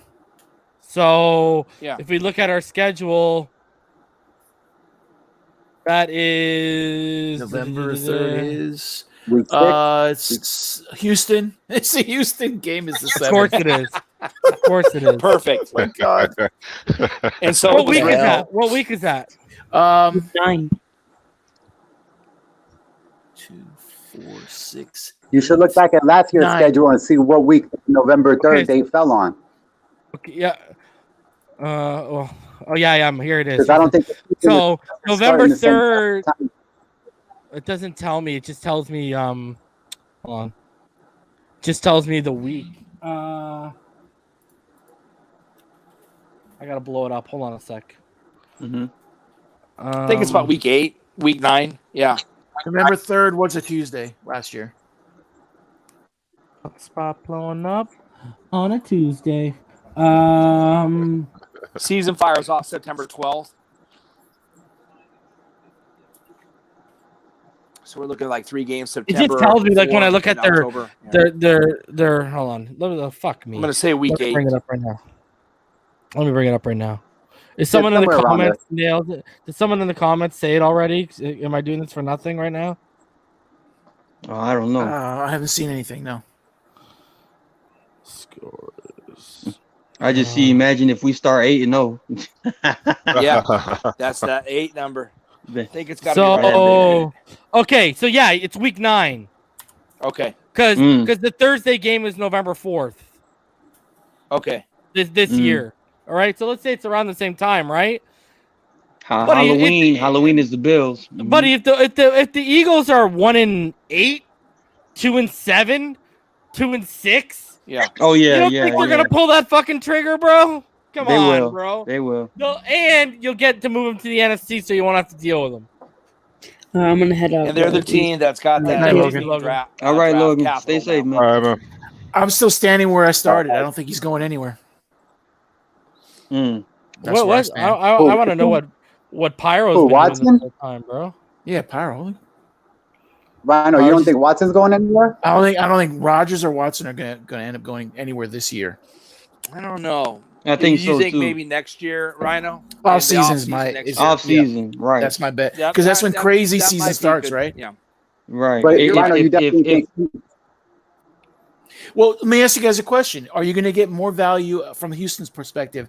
Or are you going to get more value during the season or during the offseason? I say during the offseason. Offseason. Yeah, before the You're draft. going to get more takers, right? You're going to get more people, more teams involved, 100%. And you'd have time to have a bidding war, too. That's how I see it. Yeah. But Rhino, you don't think that that he's going to take another snap with Houston, though, do you? Because I don't think that's going to happen. I don't think he's playing this year. Just my view. Yeah. And even if he does get cleared, I don't think Houston will play him. Look. Let's be real here, okay? I'm not saying he's guilty. I'm not saying he's innocent. He settles the case. Okay, this is the world we're living in now. He settles the cases. Someone can say he settled for money. We don't know if it's true what he did or he didn't. And it all do. comes down to what the NFL's investigation brings out. That's the facts. right. Yeah. But there are people that are going to always question that. He paid off what legitimately could have been a claim from someone that had a right to have a claim against him. Right. So it doesn't look good for him. I don't know how you sell that to your fan base. Maybe you can. Smarter people than me. That's why I think Philadelphia might be the best location for him, because they don't care. Philadelphia, not saying that they're a bad city or what have you, but they can handle, cases like this. Everybody remembers the Michael Vick situation where the whole almost everybody in America has a dog in their possession. They have when pets, Andy right? Reid signed him, When Andy Reid signed Michael Vick, it was an uproar, right? Initially. Yeah. But Michael Vick came, he was reformed, he recovered from that addiction of dogfighting, and he became a better citizen because of Takes time though. that. It takes took time. Yeah. Now Philadelphia, the reason I keep bringing Philadelphia up is because let's say Philadelphia runs back into this situation. They can use this as, we've seen this before. We've handled this situation before. Different circumstances altogether, when it comes to the brutal, killing of dogs versus alleged rape. It's different circumstances, but it's still, in that realm of this is a little sticky, So I think Philadelphia can handle that better than the Dolphins fans, because the most controversy we ever had at quarterback in Miami was, damn near going 1-15 or defeated when Cleo Lemon and whoever else was at court. That was a dilemma in Miami. But I don't think we can. I don't think we're going to be as welcoming, like open arms with Deshaun Watson. Just truthfully, I have no idea, but I see it as a potential problem. I'm being real honest with you guys. I'm sick of this Deshaun Watson talk. Yep. Me too. Yeah, me too, man. Me too, right now. Yeah, man. I was playing Battlefront, so I was just playing Minecraft, bro. Battlefront. What the fuck is Minecraft? Exactly. You playing Battlefront 2, Waddle? Waddle House? I'm playing Battlefront 2, yeah. Yeah, it's gotten better since with the updates and stuff. Yeah. This guy just playing video games, taking up a spot on my fucking round table. Hey man, y'all was in the deep conversation. I didn't want to ruin it. So I was like, let me just let you. And he was on a winning streak, Let me go to y'all was in the depth. I was like, damn, they going deep. So let me just keep my mouth shut. Let me go play as Luke. I'm just saying, hey. This is just like a little. I used to run that first one. I used to run that first one pretty heavy. Battlefront. The first one. Yeah, it was good. You talking about the first though? Not by EA. I forgot the first people who made it. I think it was the one from LucasArts. Yeah, LucasArts, but it was a company. I think it was BioWare or something like that. Who made the first one? BioWare is the one now. No, I think DICE makes this one. No, yeah, it was DICE. Right. It was DICE. I used to run that pretty heavy, bro. Like, but which one?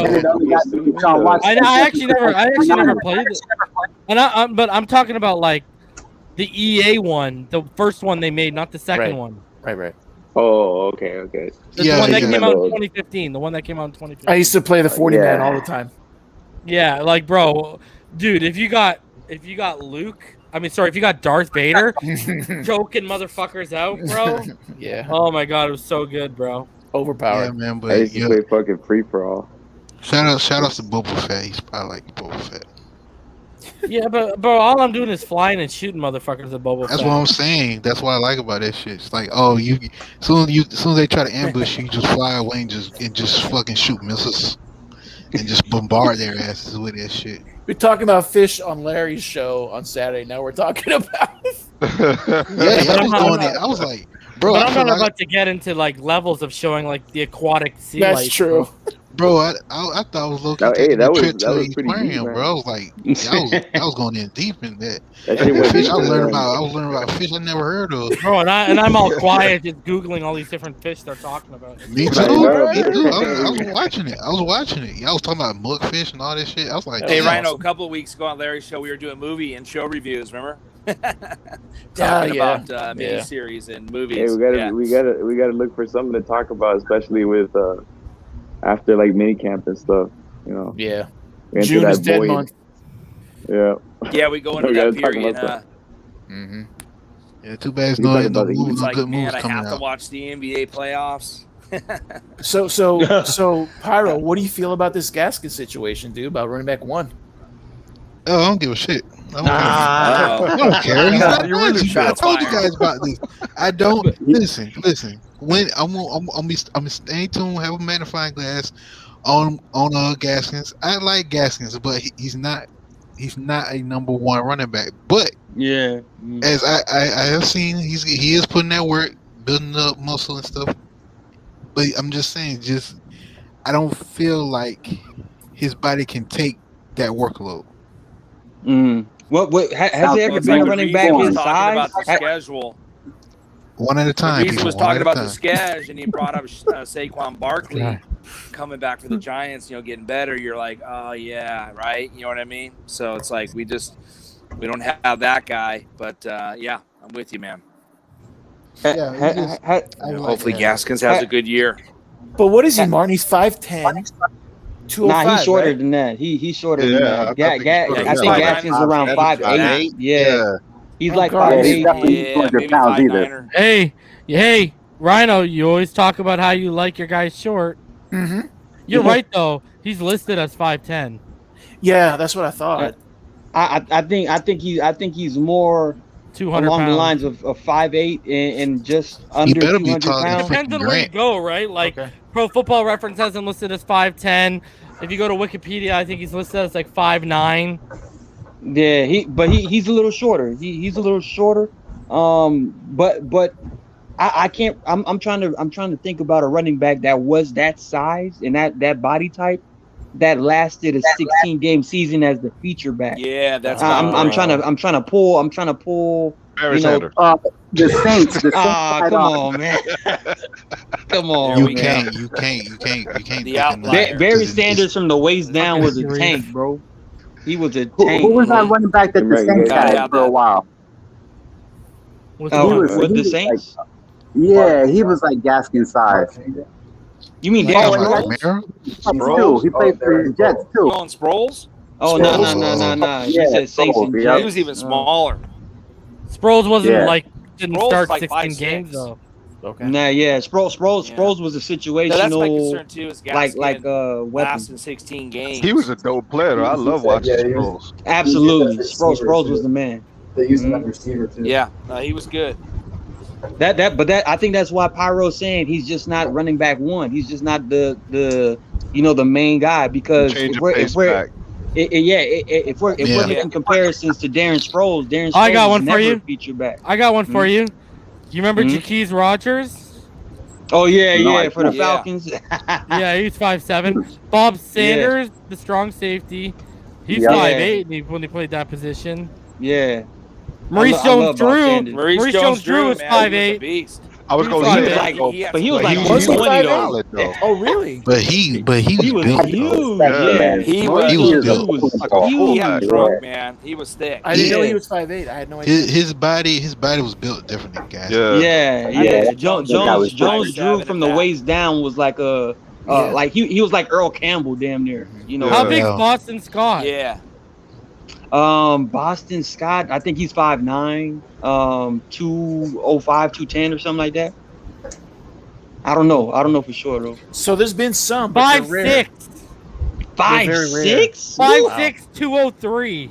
Oh, it's the 203. That's why. Yeah. He's a bigger back then. He's just super short. Man. When they're short, they have that whiff. That wide body, man. To hold up. Yeah, with Gaskins, he's short and he's small. A little smaller, How he's built. Well, we'll see. He looks But like I he's got a know. little weight, Yeah, though. we got to see how he does, man. He looks locked in. You know, Yeah. he looks like he's ready. Yeah, definitely.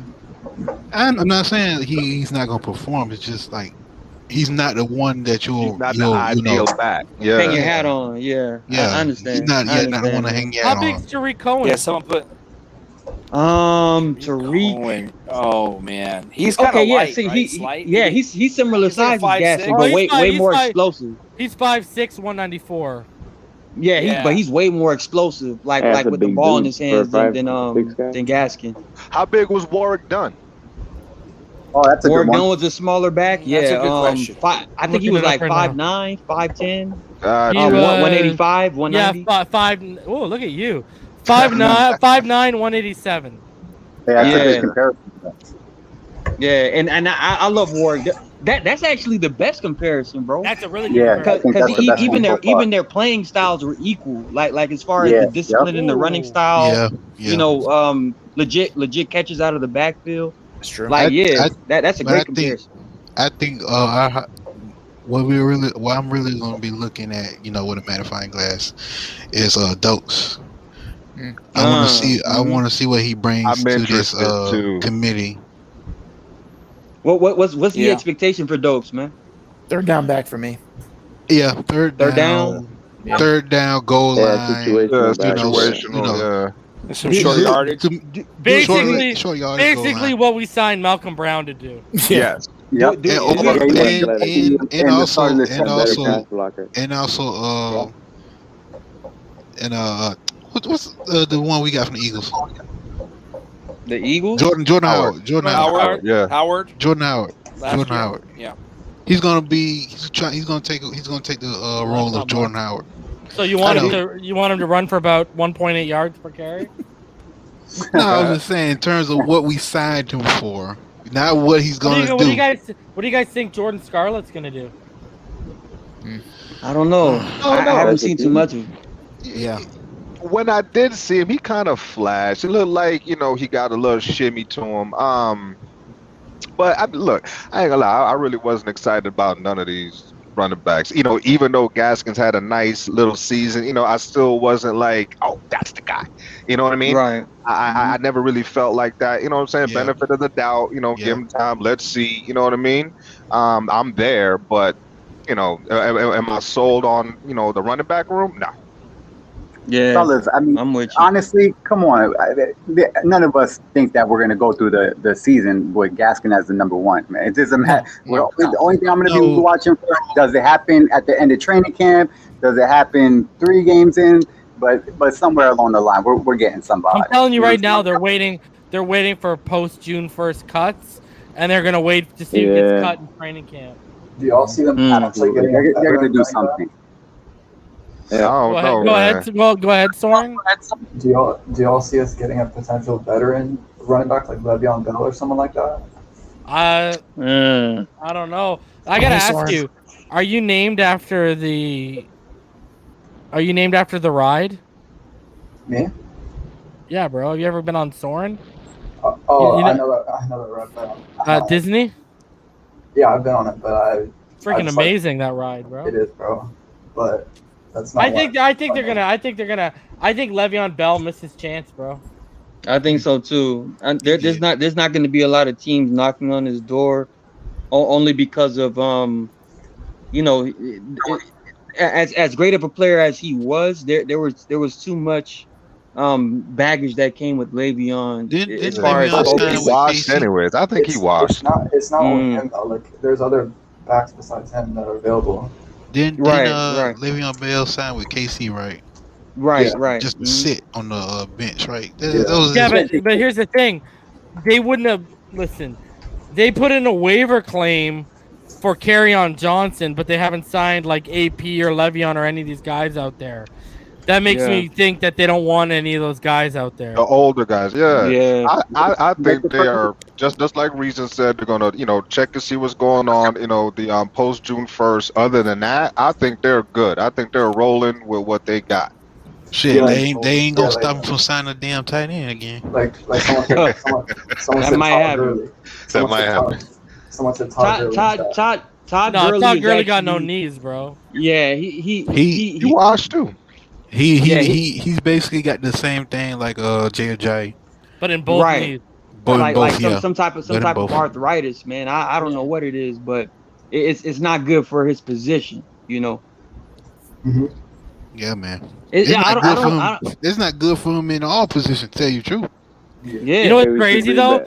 I remember that draft, man. I wanted him so bad, and he went like 2 picks ahead of us or something like that. Bro, he literally had like the shortest prime of all time.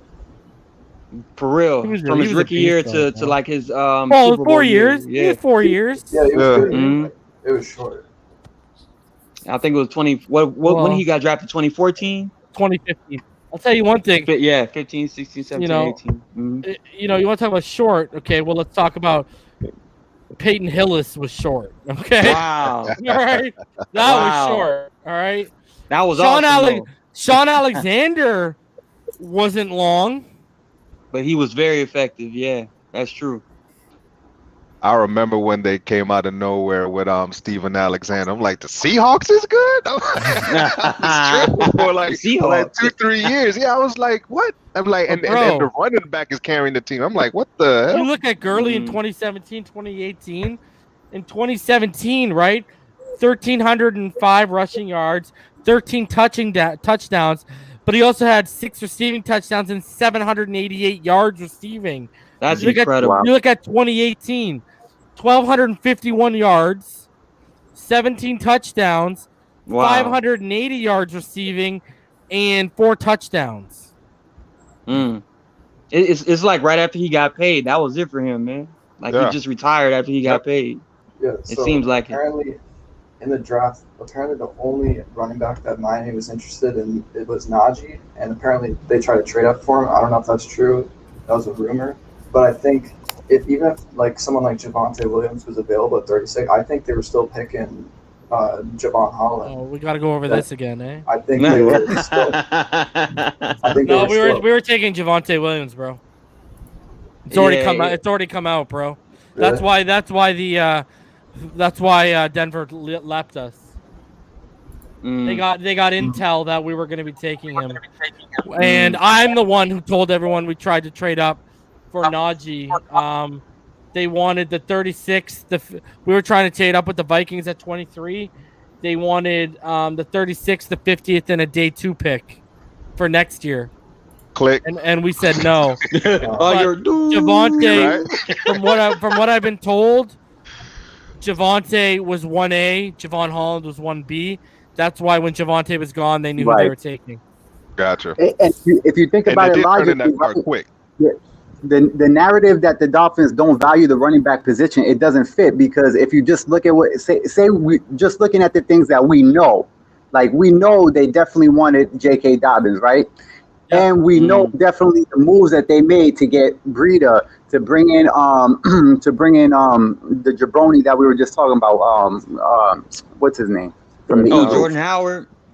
Yep. So Jordan Howard. So if you just look at what they did, the narrative that they don't value that position at all, it doesn't fit. And then obviously what just happened with the player getting snatched up from the Eagles that went on the waivers. So they're gonna do something. And so I do believe that they would have taken Javonte Williams, but we're gonna do something definitely. The Dolphins never overpay. That's the narrative that's going on. They just don't overpay for a running back, no matter what it is, draft or free agency. There's gonna be. What's crazy too is, bro, we offered Le'Veon more money than KC. I know, right? But he wanted to try to go to the Super Bowl. Did you use Le'Veon last year? He went. Yeah, he went. He had a good view from the sideline. Yeah. Eating sunflower seeds. I can only see Le'Veon getting on the bus to go to the game. Hey, Le'Veon, did you bring your pom-poms with you? I know, right? I wonder how many carries he even had. They didn't use him. They didn't use him much at all. Who, Le'Veon? Yeah. He had. I'll tell you right now. Le'Veon was such a good running back, man. You know. Oh, he's a beast, bro. He should have never went to. Should have never held out. He should have never held out, bro. Yeah. They only gave him. They only gave him 63 carries. Yeah, he held out for nothing too because he barely got. He averaged. He averaged. 63 carries for 254 yards. He averaged 4 yards. And that's what I'm telling you, man. I'm telling you. But they're not. I don't think they bring him in though because of the whole character situation. He's not a good. I don't know. I would not be opposed to kicking those tires. I'm sorry. What if he's asking for too much money? That's the problem. That's the problem. I would still trade one of these first round picks for a Kareem Hunt though. Mm-hmm. I would do it, man. A first round? I would do it. Just because Kareem Hunt's value with the Cleveland Browns is so high right now that I think you would have to give up. Maybe all right. Let's not say a first round, but a second round pick. There you go. Yeah, but it's a late say pick, Martin. It's a late pick. I know. But Kareem Hunt will work wonders with this newly offensive line, and I think Myles Gaskin would actually play a lot better with a guy like that in front of him, man.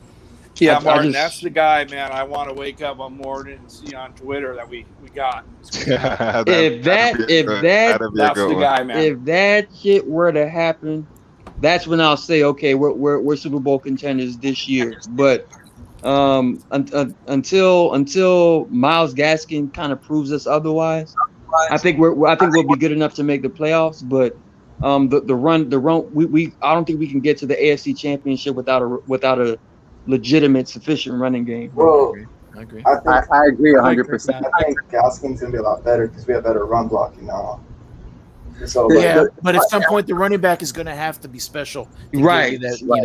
Precisely. Look, that happens all the time. Let's put it this way: if Tua starts dicing people up, right over the intermediate level, over the middle of the field. Damn reason you're reading my mind. what do you think they're going to take away come playoff time? The pass. They're going to take away that intermediate. They're going to take away the middle of the field, and they're going to say beat us on the ground. Listen, the playoffs turn into a time where they take away your strengths and they say beat us with your weaknesses. We won't respect you until you start beating us with your weakness, and then you can open the game up. Right. Yes. So you got to make that switch. The problem. Yeah. Man, I agree with you, but at some point, a running back is going to have to make a play on 3rd and 1, 3rd and 2, to win the game. That's the way I look at it. Break a tackle. I think everything you're saying is true, and the playoffs are a different beast. I agree with you, but this is how I feel. I can't prove it by giving you an example, but that's basically what I'm saying. Okay. Yeah. Because that's one of our weaknesses, right? Right. You're right. So they're gonna say beat us with your weakness. Yeah. Put in Dokes. Let's try him. Let's throw him in there, man. Dokes doesn't have it either. I think Rhino can get a yard. We don't have a running back. Just fall forward, Rhino. Just fall forward, brother. Oops. None of our running backs. When we need 4 yards, Rhino's still gonna get you 3. That's right. Leroy Horde. That's fucked up. But yeah, we don't have the guy with breakaway speed. You know what I'm saying? And how I envision the offense going with Tua in the quick passing game. You know what I'm saying? All the play actions and the RPOs. It's really gonna open up the run game big time. You know what I'm saying? And you can really catch if you got a speedy back that could really break away. You know what I'm saying? You're going to be able to catch defenses sleeping. You know what I'm saying? Catch them in trick stuff where you know what I'm saying? You're showing them different looks. My counter to that is the best running back we've had in the last 20 years didn't have breakaway speed. Ricky. Which one? Ricky was a 4.56 guy. Yeah, Ricky. Yeah, you're right. And he always did get stuff from behind. Now that you mention that, that is true. I still love Ricky Williams' burst, though. Just get us chunks. If you get us chunk after chunk after chunk, we're good, bro. Yeah. What do y'all feel about Jared Dokes? Yeah. Ricky was still pretty fast for a big guy. He's 4.56. He's 4.56 for a guy bro. with his size. Yeah, he's the same speed as Javonte Williams, literally. Yeah, look, we need to stop with this narrative really too. Comparison too. Yeah, we need to stop with this narrative because 4.5 is not slow, man. Yeah, exactly. Yeah. I agree. I know I ain't running no that. 4.5 40. You understand what I'm saying? Especially when you're 5'11", 230, like yeah, right. That's a You know, monster right there. So you know, let's be easy on the 4 or 5. You know what I mean? Ricky Williams' burst through the line of scrimmage was uncanny, bro. Like as soon as he seen that light crease, it was like an explosion through the line of scrimmage, and then obviously he'll get caught every now and then. But he had so much explosion, man. He got us so many yeah, tough bro. plays. And he wasn't fun to tackle. What did Ricky run? Like a 4.56, 4.57, something like that. Something like that, yeah. Yeah. Bro. But when it was game speed, right? Yeah, but right there. When it was game speed, bro, he was fast, bro. Game speed was way different. Mm-hmm. I don't know, bro. He got caught up. He got caught up a lot of times, bro. Yeah, he got caught from It's behind. literally the same as watch Javonte Williams. Go watch Javonte Williams at UNC. Literally the same thing. You'd get caught from behind after like 40 yards. But I think Ricky's situation was the weed though, man, because you know when the THC hit the lungs a little different, you know, it kind of pulls you back. You know, he was like, oh god, weird, man. He could have been a 4.49 guy if he would have cut that hair, man. Yeah, nah. So that hair gave him the superpower, bro. I'm about to say, but I remember. Tackled him by pulling on his dreads, man. You know what I mean? Nah, for real though, was his superpowers, man. Ricky was like a fullback. His size was like a fullback. Yeah. And he played like a halfback. I mean, well, he lost some weight too when he came to Miami. Right, a little bit. Got back to his college. Yeah, because he got a little big at New Orleans, I guess. Yeah. With that food out there. Yeah, all that Cajun food. Yeah. Bro. And it's hot as fuck down here. He was sweating all that shit. Yeah, he was fun to watch. Brian Flores mentioned that too. He's saying that all the players have to adapt to this heat, man, because it's really about the index. The humidity is crazy down here. Yeah. Well, when we had a good running game, those September games, man, by the fourth quarter, teams would wilt. You know what I mean? True. And I love how they build the new stadium too, man. I love how they build it. You know what I'm saying? You keep our guys in the shade. I'm gonna get you guys to sleep. Remember, people need to realize Ricky didn't need breakaway speed because he'd beat you down for 3 quarters. Exactly. That's what I'm saying. And then He's just not take fun over to in the tackle. fourth. Do we need a guy like you guys remember Lamar Smith? Yeah. You know, he was just here for a flash. You know, had that big game against the Colts in the playoffs. Yeah, that's the kind of runner, man. Just give me someone like that. I was at that man. game. That guy, man. I remember. Now the inquiry is on, you know, Jared Dokes. Let's see what Jared Dokes can do. I'm hoping. Jared Dokes. Yeah, I'm interested. I'm interested to see how he can manage his carries because he's not going to start and he's not going to get like the second bulk of the carries because you still have Ahmed and you still have Malcolm Brown coming in.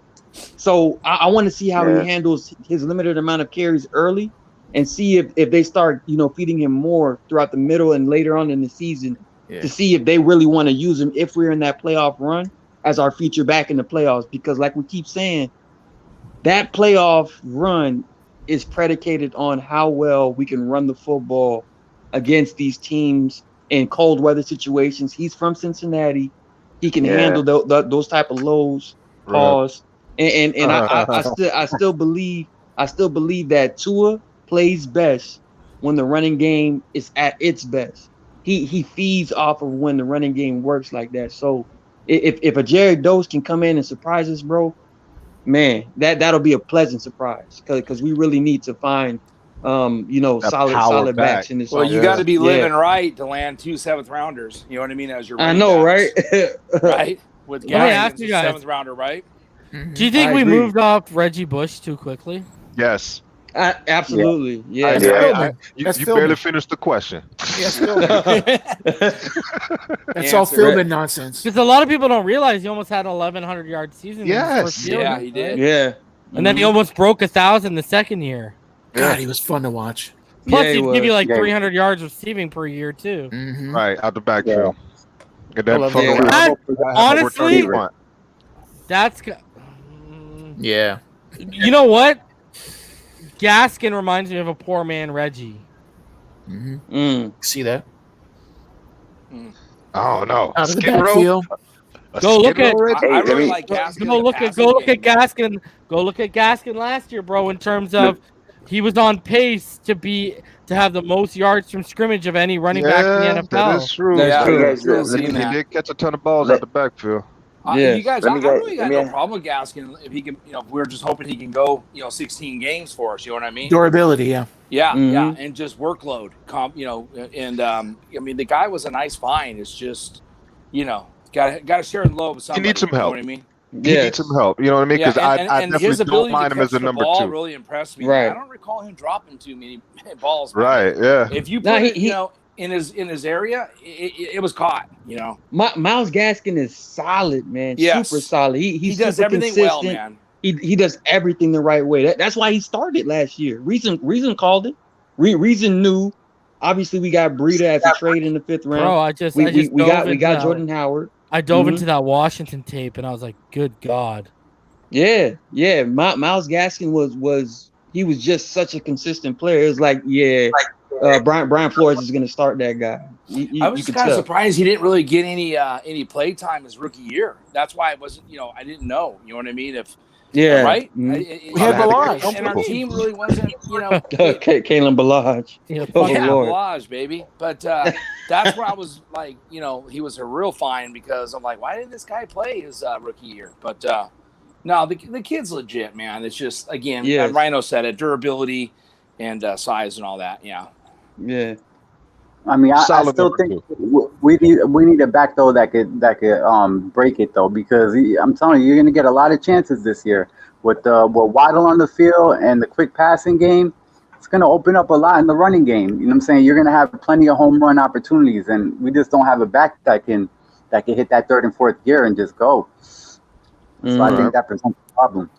And I don't really think we need to screw number 1 back. I think we're fine doing it by committee, but what we're lacking now is we need a home run hitter. You know what I'm saying? We definitely need that home run hitter. Breida was kind of supposed to be for us. Right. Yep. We need a Breida, Yeah. But I think they got rid of Breida just on principle. Like, they were like, nah, sorry, bro. We paid you and you didn't work enough. So, but, yeah.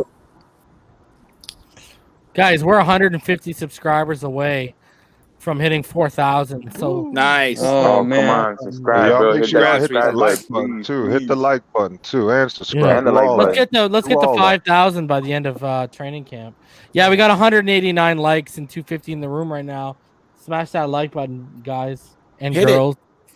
And girls. Because I know Tyler's probably out there lurking. I was gonna say, women watch football. Tyler. They do. I gotta talk to her about her Roman Reigns of love. How that happened? We gotta have a discussion, Tyler. You gotta touch her forehead. You're like, you all right, baby? Yeah, we gotta have a talk about that. Yeah, we gotta talk. Oh man, she's lucky I really like her. Or, good God, the amount of Roman Reigns I see on my timeline, bro. That's so many people. Oh man, that's funny. Bro, I'm fine with the Samoan sniper. I don't need to see this. The Samoan long hair pretty boy. I don't need to see that on my timeline. the Samoan Fabio. Oh my God. Isn't he like Rock's cousin or something? The Rock's cousin? Yeah. Wayne Johnson. Yeah. Bro, all the Samoan wrestlers are related. It's ridiculous. Yeah. Because he's related to guys in New Japan. The Usos that he works with, he's related to them. So he's got really all the Samoans get into wrestling and they all know each other. Yeah. Yeah. They're tight. All right, guys. They're super tight. We're like past 12 a.m. here. Let's go through. Let's get some final thoughts. We'll start with you, Rhino. It's nice to see the teams coming together. They showed that team spirit. So many people showing up and making a deal with the head coach. I don't think that's a small thing. It's a sign to us that the team seems to be gelling and they're all in the same program, and that can't do nothing but pay positive dividends. And all this Tua talk and Watson and Rodgers. I said it months ago. People are gonna look really silly about 7 months from now. That's all I got to say. Fins up. Oh, Martin, your final thoughts, buddy. I'm with Rhino. Everything he just said, I back up 100%.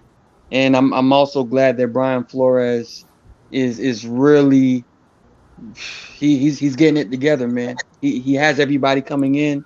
Everybody believes in his program. The young guys coming in, they're starting to come along too. Once everybody's really in line and ready to play football, it's gonna get real quick, man. So I can't wait to see what happens. Fins up, man. Cash, your final thoughts, buddy. All right, well, first off, thank you for having me on the show, man. Again, you know what I mean. So, Always a pleasure, first bro. off, you know what I mean. Now, for me, I'm gonna go a little bit different. Yeah, I'm just really super excited about the team. You know what I mean? I'm super excited that we get hate from Colin Cowherd. I'm super excited that we're in the national media. You know what I mean? And we're talking about positive things. You know what I mean? Because normally when you hear about the Dolphins, you know, we're fucking trash. Everybody's fucking dogs. You know what I mean? I like the new fresh air that I'm breathing. You know, I'm really super excited about the new regime. You know, I'm loving what, you know, Chris Greer's doing. I'm definitely on board with Coach Flo. You know what I mean? So I'm just really excited about, you know, the trajectory for the team, you know, because it's been a long time, man. It's been a really long time that, you know, there's really been this true excitement. You know, we got a player here or there, you know, throughout the years, and we're like, ooh, you know, we might be able to do something. But now we're looking at the team as a whole, like from top to bottom, from the front office, you know, down to the special teams. You know what I mean? It's all looking right. And I've never seen this like this in a while. You know what I mean? So I just really wanted to say, you know, I'm really excited for that, you know, and I'm still on board. So fins up. That's my take. Yeah. Tony, let's get your final thoughts, buddy. Yeah, man, another great show. I mean, yeah, it was really fun and interesting going over everything from the mini camps and the interview with Flo. I didn't get a chance to hear that today, so glad you played that. And yeah, I'm just, you know, gonna piggyback off what everybody else say. You know, I'm really liking the continuity. You definitely see this is definitely a new look team. It's not the pay and pray, you know what I'm saying? Go out and play some free agents and pray they work out. You know what I'm saying? I love that.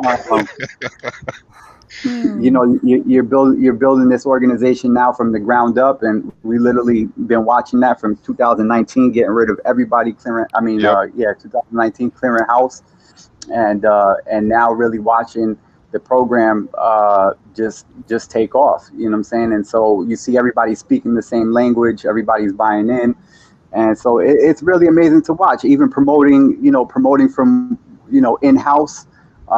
So, you know what I'm saying, the camaraderie and you know, being tight-lipped, keeping everything close to the chest. You know what I'm saying? That's a respect thing. When you see that, you know what I'm saying, like how you saw even like, you know, the military is like that, you know what I'm saying? Like the mafia, like every type of tight-knit group, they don't put their business out there. And so, you know what I'm saying? And you see that with Flo. You know what I'm saying? Right.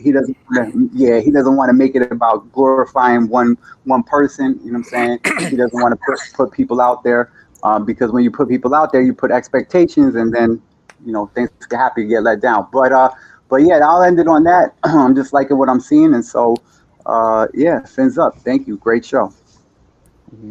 Nice. Show, let's get your final thoughts, buddy. Yeah, sure, man. Just want to always say, love the family, love the content, you know, love being part of it, man. So support the content. You do a great job, Reason, and the panel, the chat, everyone, man, great job. And I'm just excited, man. You know, I'm a long time, you know, forever Dolphins fan, and just in 2019 to see like the philosophy change. We're gonna tear it apart, build it from the ground up.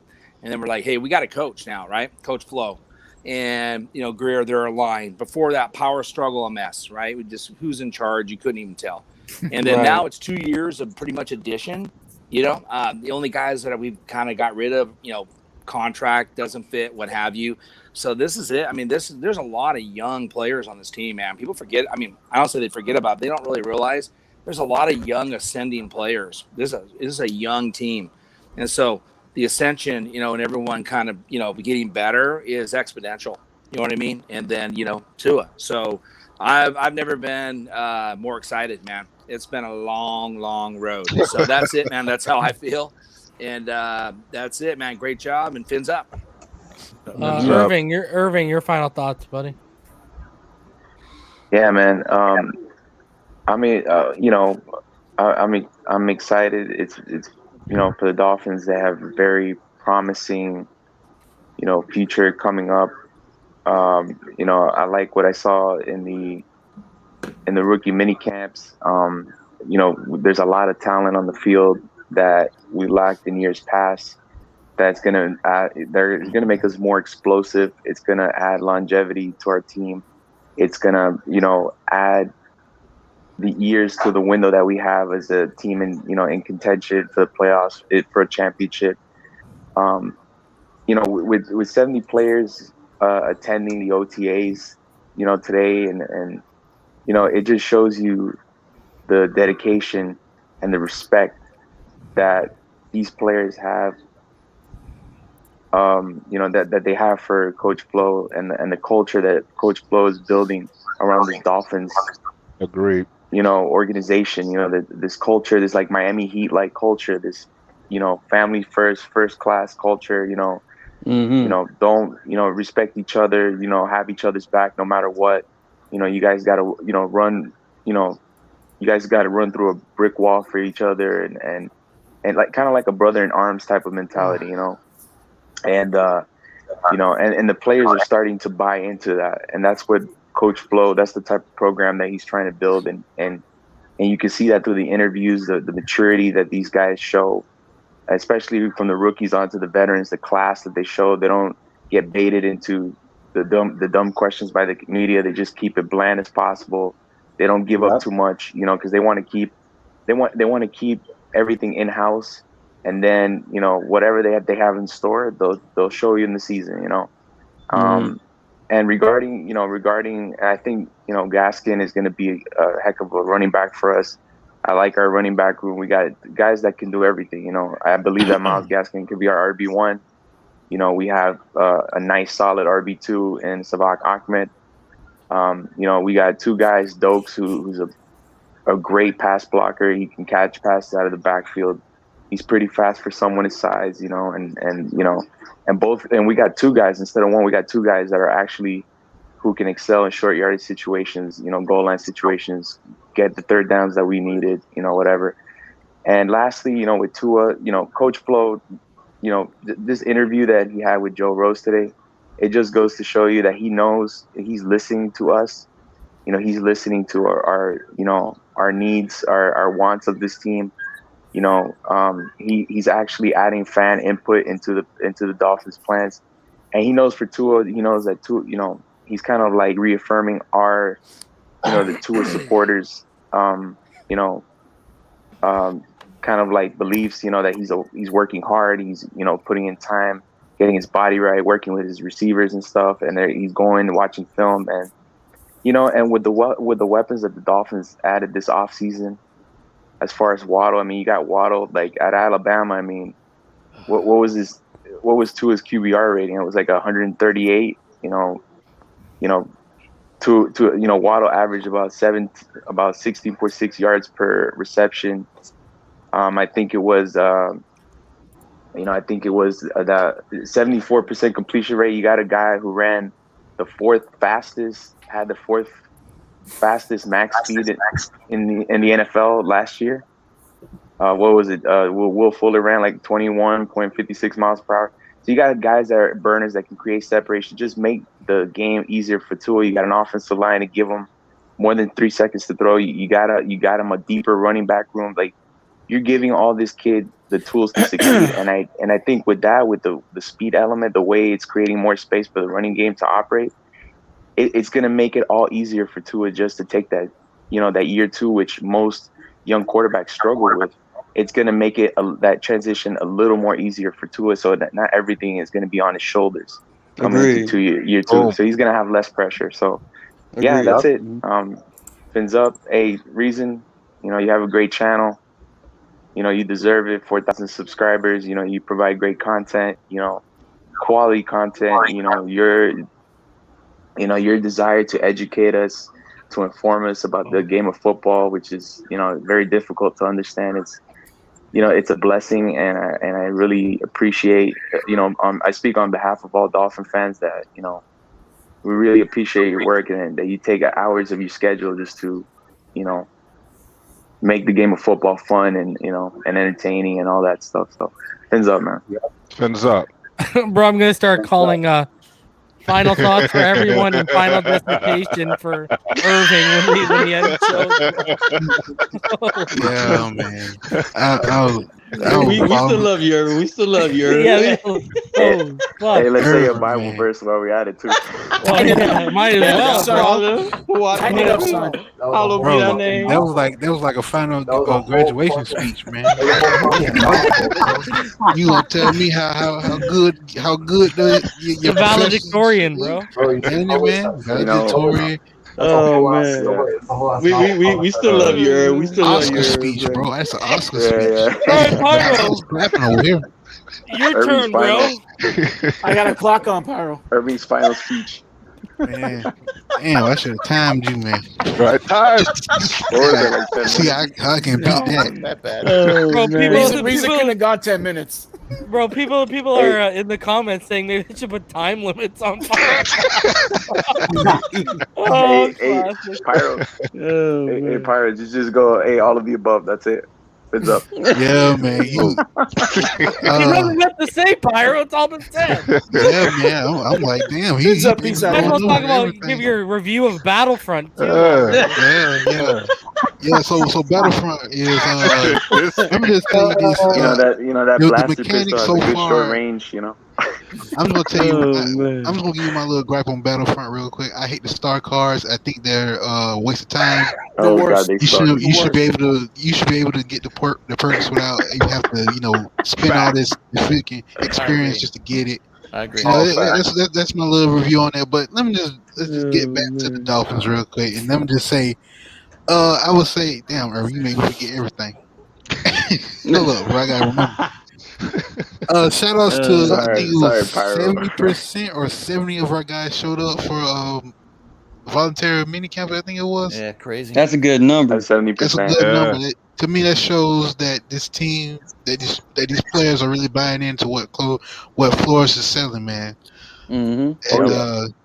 And just shout outs to Irving for finishing everything else. Fins up. Fins up, man. I'm blown.